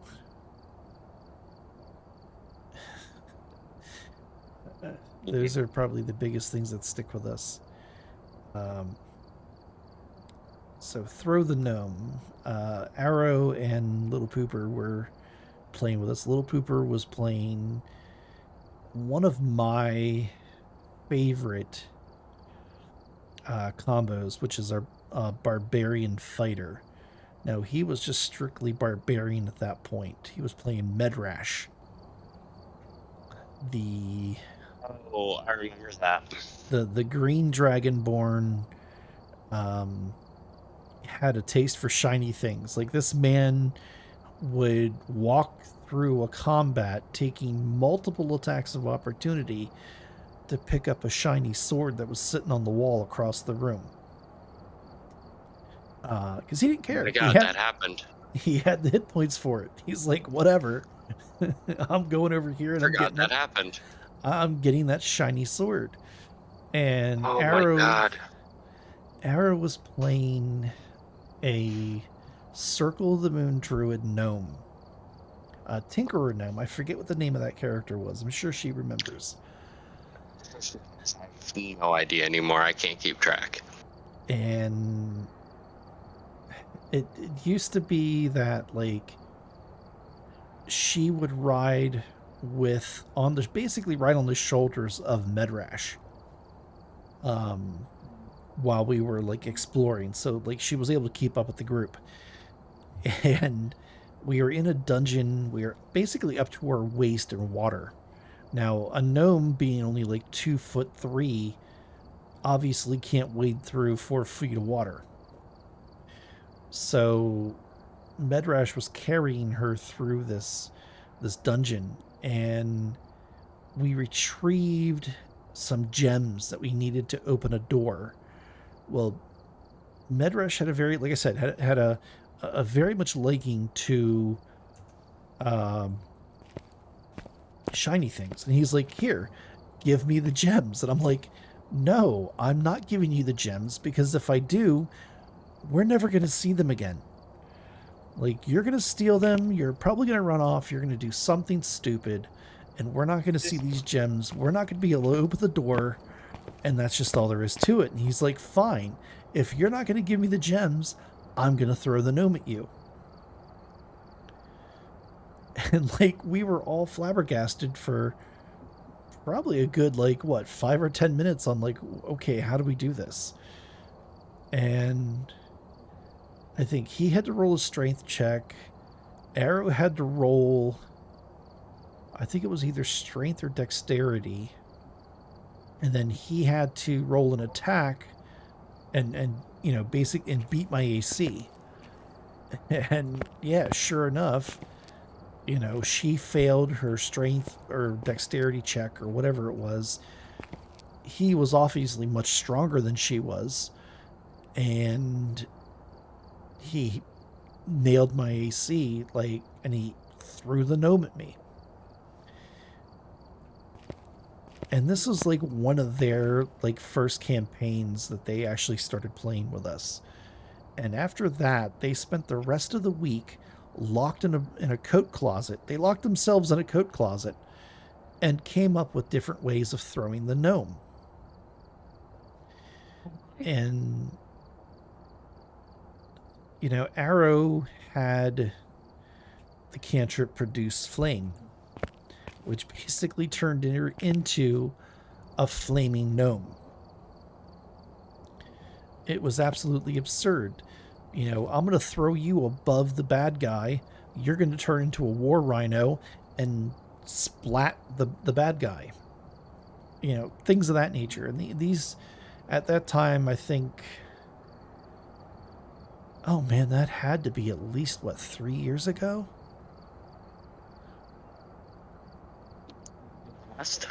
But anyways, it is 8:30.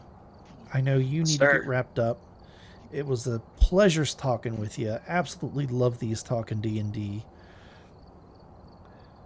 So any parting words of wisdom for us? For the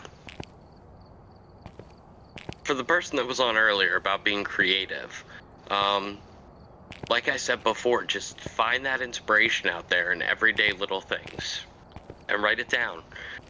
Things you see that stand out, scenes that play out in your life. Just write it down, because you can incorporate all that easily into a D&D campaign. Very good. Yeah, don't be afraid to experiment. I mean, there's nothing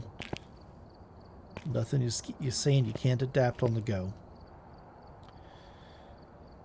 So, alrighty, Mr. Faust. I should head out. It was great talking to you. I will see you next week. Sounds great. Have a good night, Blast. Have a good night. Alrighty, well, that was Mr. Faust. He was joining us for our Tuesday night live stream, talking D&D with Phasmophobia. We were talking about Druids. It was a lot of fun. Absolutely love Druids. Hopefully my passion and his passion for Druids kind of came through with that. We played through all the maps. We only died once tonight. Still kind of confused on how we died that last time. But it is what it is. We had a lot of fun. Let's see here. We want to get to... What is that? What are we unlocking here? one more level to get tier 3 salt. So let's go ahead and play one more batch. Head back over to Camp Woodwind and see if we can't get that last little bit of experience and get that tier 3 salt. Alright, so below 25, EMF reader and parabolic.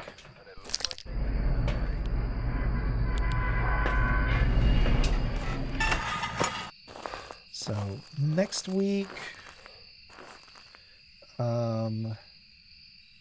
we are going to be going over, let's see here, we did Druids.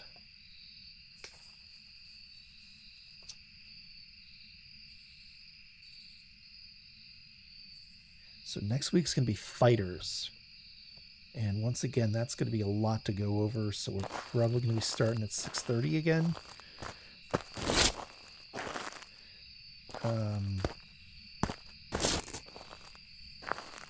A lot of really great fighter subclasses. And you can't go wrong with a great fighter. Fighters are an awesome class for those that are just starting out. Ooh, EMA 5. Okay. Yeah, they're a great class for people who are just starting out. There's some simple ones, there's some difficult ones.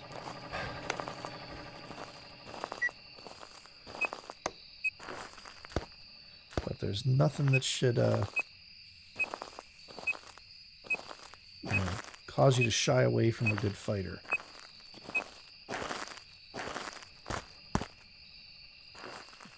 Here? I believe we are. Okay, so let's take this stuff, we'll put it right here. Let's go grab some evidence.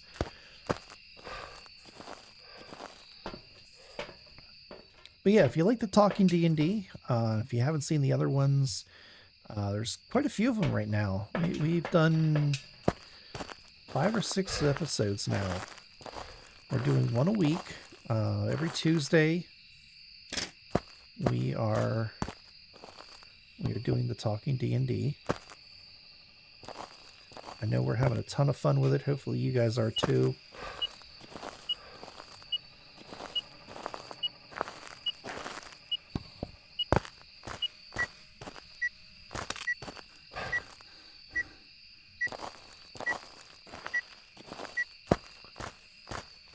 And if you have any questions about Dungeons and Dragons, it doesn't matter what class. It doesn't really matter what you're asking. We're going to do our best to answer it for you. And, do what we can to address it.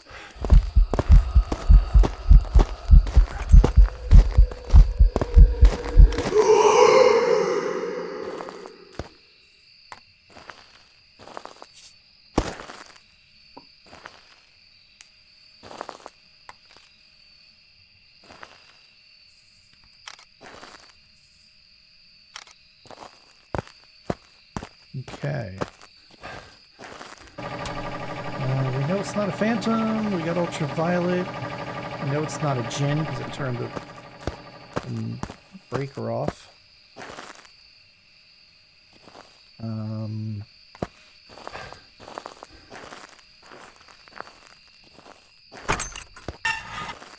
Let's see here. Let's take a look here. Myling, Obaki, or Goryo. Well, it could be Goryo.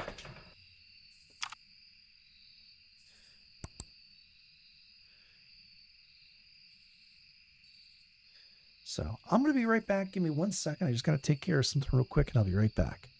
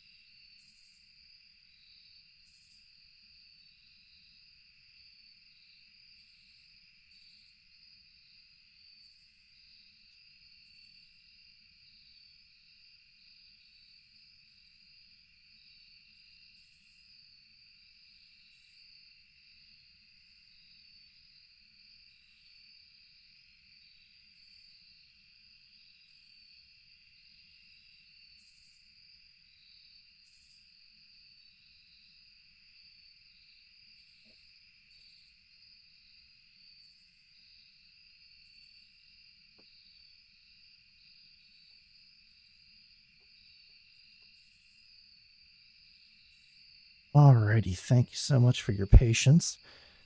Let's see here. Below 25, parabolic, 71%. Goryo, Mylene, or Obaki. So freeze. Well, it's not going to be freezing because it's not going to be a Jin. Ghost Riding would be Mylene. Spirit Box, nope. Dots, obviously Goryo. Ghost Orbs, Obaki. Okay. Parabolic. Okay, we can do that.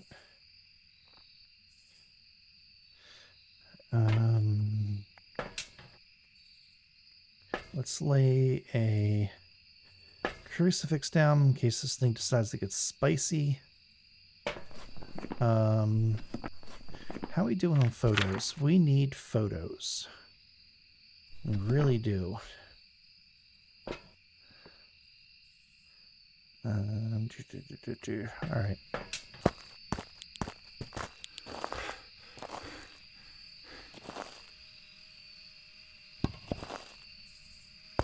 Oh my.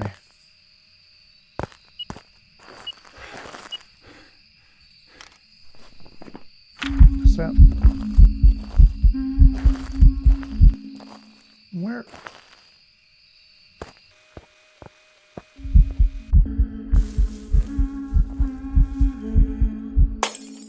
Oh, okay, you broke the lights. Congratulations.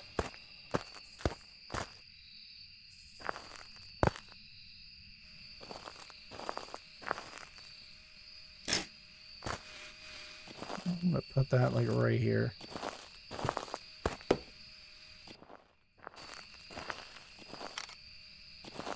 That's a heck of a... Oh, are you kidding me? When are we going to be able to delete photos?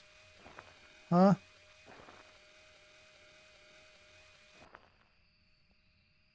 When can we delete photos? Yep, okay.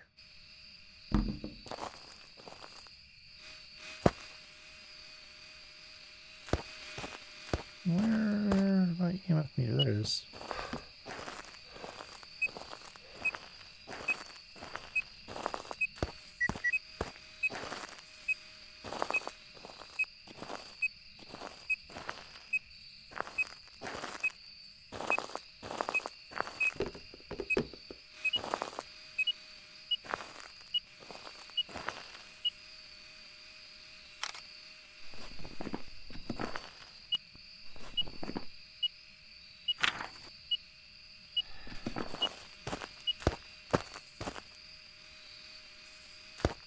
Let's go look for Goryo. I've somehow got a feeling this thing's a Goryo.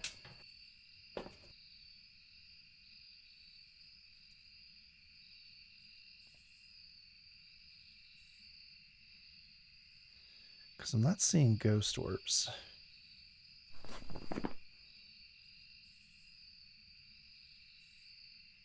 I mean, Mylene's definitely a possibility.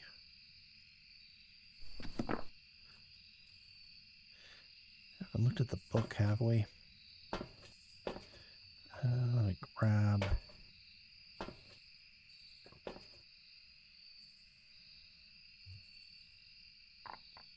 Oops.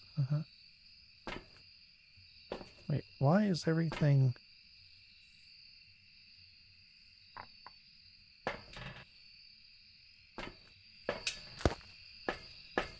You know what we can do? I got some idea.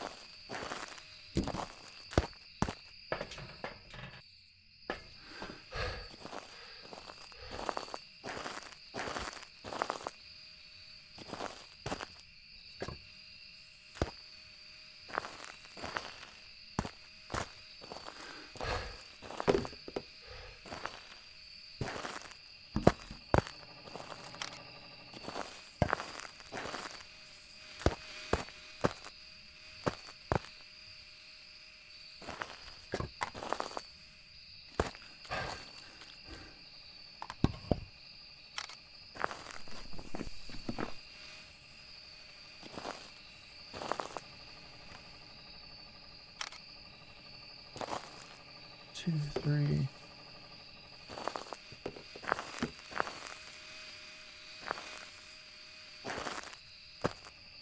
It's getting really active.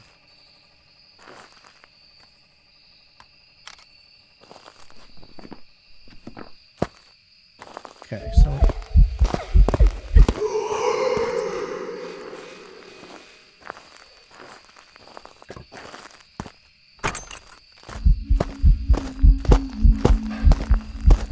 oh, it's a ghost event. Okay.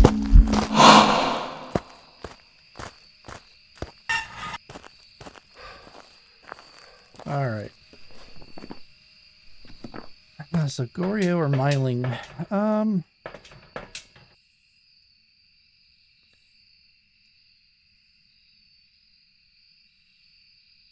Still kind of thinking Goryo. Don't ask me why.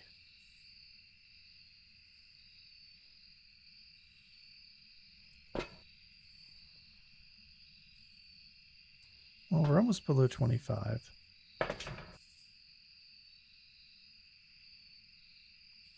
It's thrown a lot of stuff in that tent.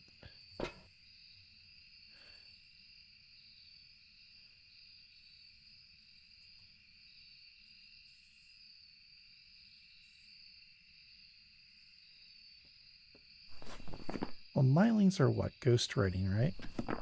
And we haven't seen anything in the book. That's kind of what I'm thinking Goryo. Because with throwing the baseballs and all the other stuff over there, you would think it would write in the book. So I'm going to go Goryo on this one.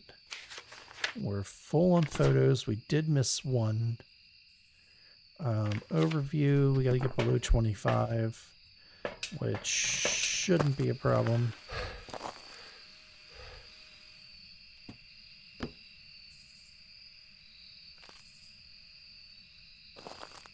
That probably got us there. Almost.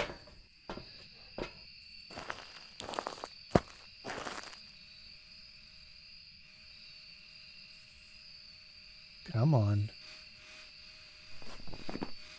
There we go. Below 25. I mean, I guess we can do it with a hunt. Hunt lock it and see.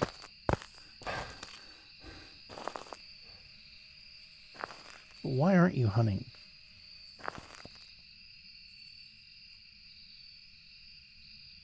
That's kind of weird.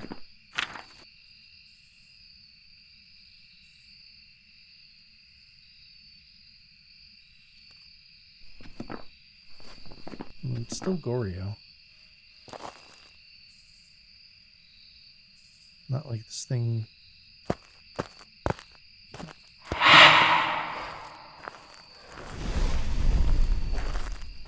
Okay.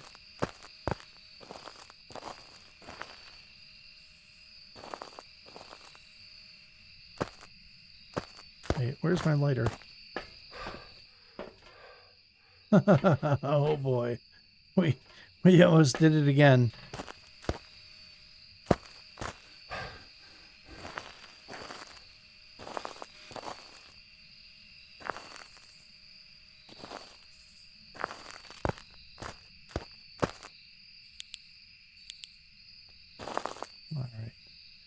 Let's hide over here and see if we can hear it hunt.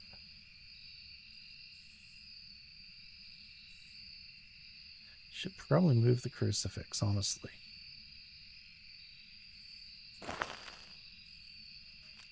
Come on. Come on, come on. Ooh. That was a toss. Alright, there's the other use of the crucifix.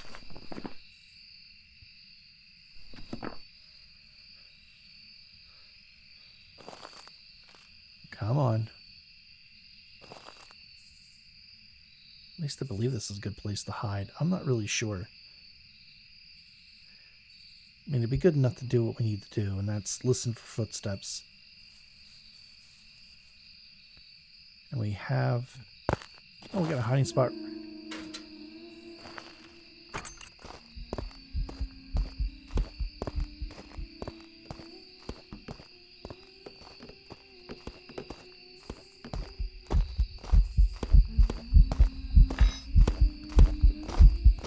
Oh, she's close. Yeah, I'm thinking Goryo.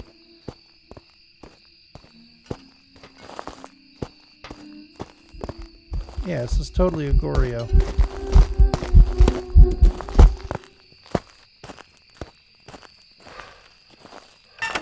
Yep, it's a Goryo.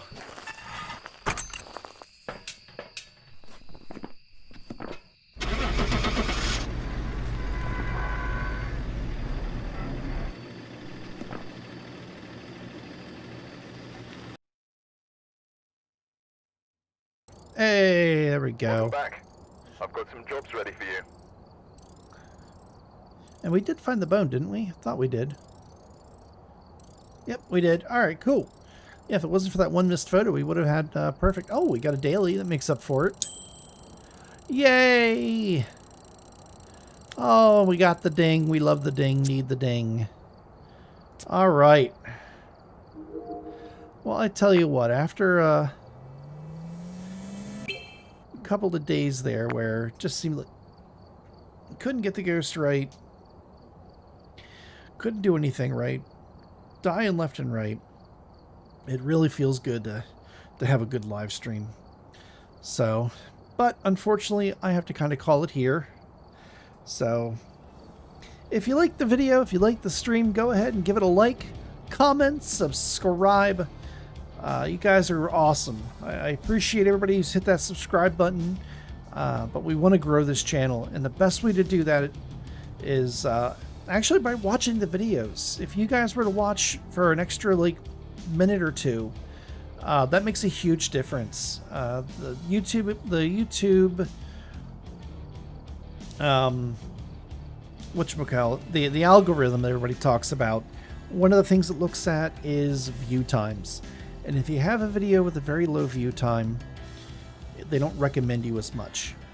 And we need to get those recommendations so people can see my videos, click on them, watch the videos. If they like them, subscribe, and all that kind of stuff. So please, if you watch my videos, just watch for an extra minute or two. It makes a huge difference. It really does. And you know, don't forget, tell your neighbors, tell your friends, and shout it from the rooftops. Like, comment, and subscribe to Blast338. Have a great time, and we'll see you at the next video. Oh, one thing also is I'm on call for my job on Thursday, so I'm moving my normal Thursday night live stream to Wednesday night. So, all right, we'll see you then. Peace.